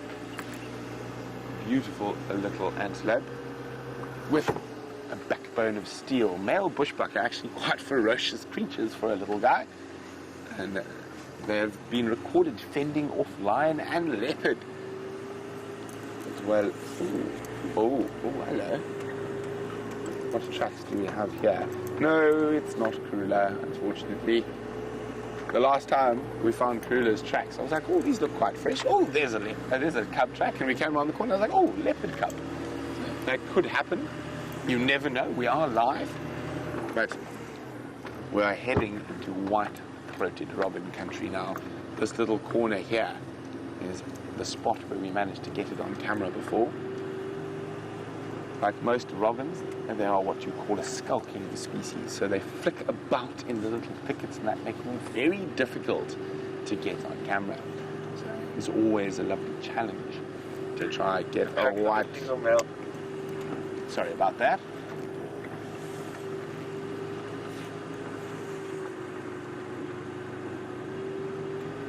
Okay, so the jackalberry we saw the white-throated robin in last time was right here. And coming up on this corner there.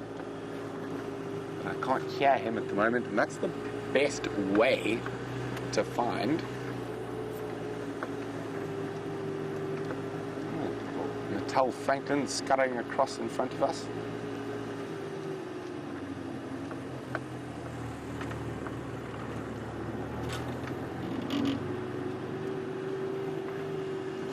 Hi, Mia. Mia's 4 years old, and she says, happy birthday, Brent.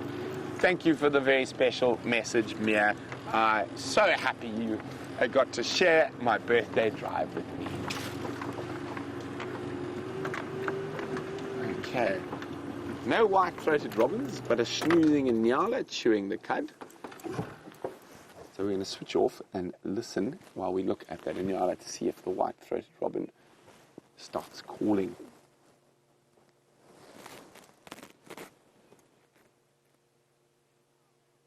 Here, a great go-away bird, chin spot batus.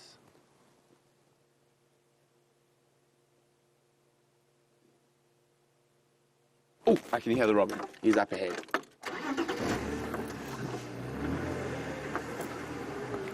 Hopefully our luck is about to change with the white-throated robin. Sounds like he's around some big timbursky trees and jackalberries up ahead.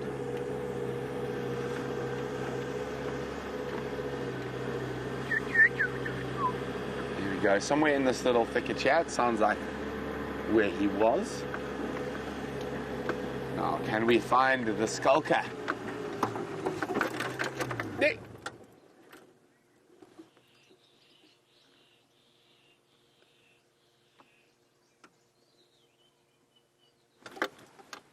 You can hear him.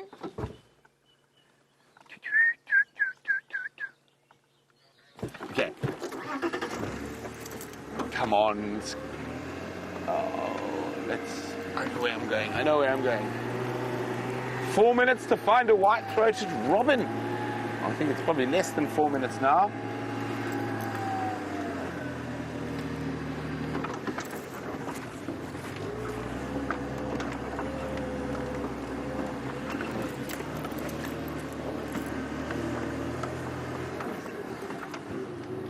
Okay.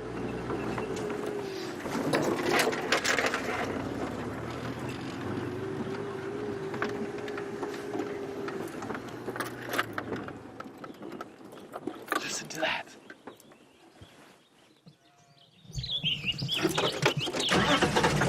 There's a massive bird party here. He's part of it.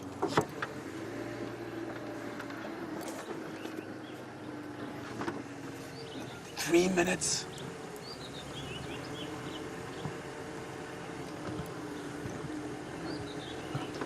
It's one calling there, one calling there. Which one do we go for?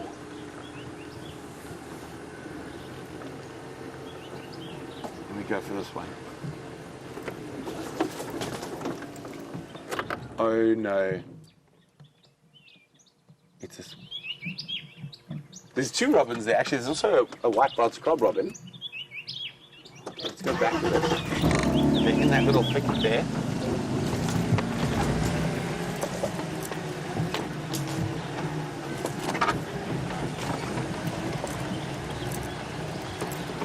It's gone behind us.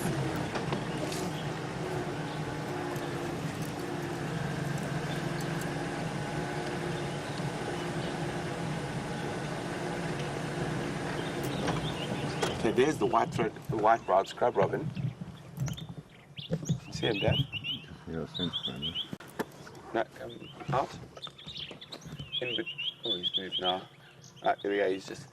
Oh, he's gone. So that's a white-browed scrub robin.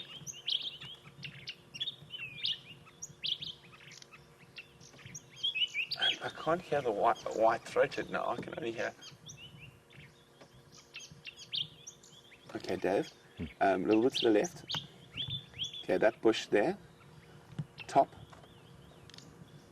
In that thicket there, it's flitting around. But there it is. White. That's the white-browed scrub robin though. Look at him doing his display. The flicking tail. It's not the white-throated, but it is a robin. And it is doing that incredible display they do while they're calling. Watch how that tail flicks. Oh, off it goes. We've got... Oh dear, I can't hear the white-throated. I can only hear the white-browed now. But there it is on top. And so zoom and to the right. Wait. A little bit more to the right. And up a bit, just come out a bit. Where is he? Oh, sorry, I'm getting confused. To the left. There we go. And up. And I can see him with my eyes. I can't see him in the camera. But anyway, it is the white-browed scrub robin. The white-throated robin has avoided us, and it's the last 20 seconds of drive. And, well, I'm going to have to come back from leave to find a white-throated robin. Hopefully, James, or Steph can do it for me while I'm on leave. But thanks for joining me on my birthday drive. And from Steph, myself, and everyone else, bye!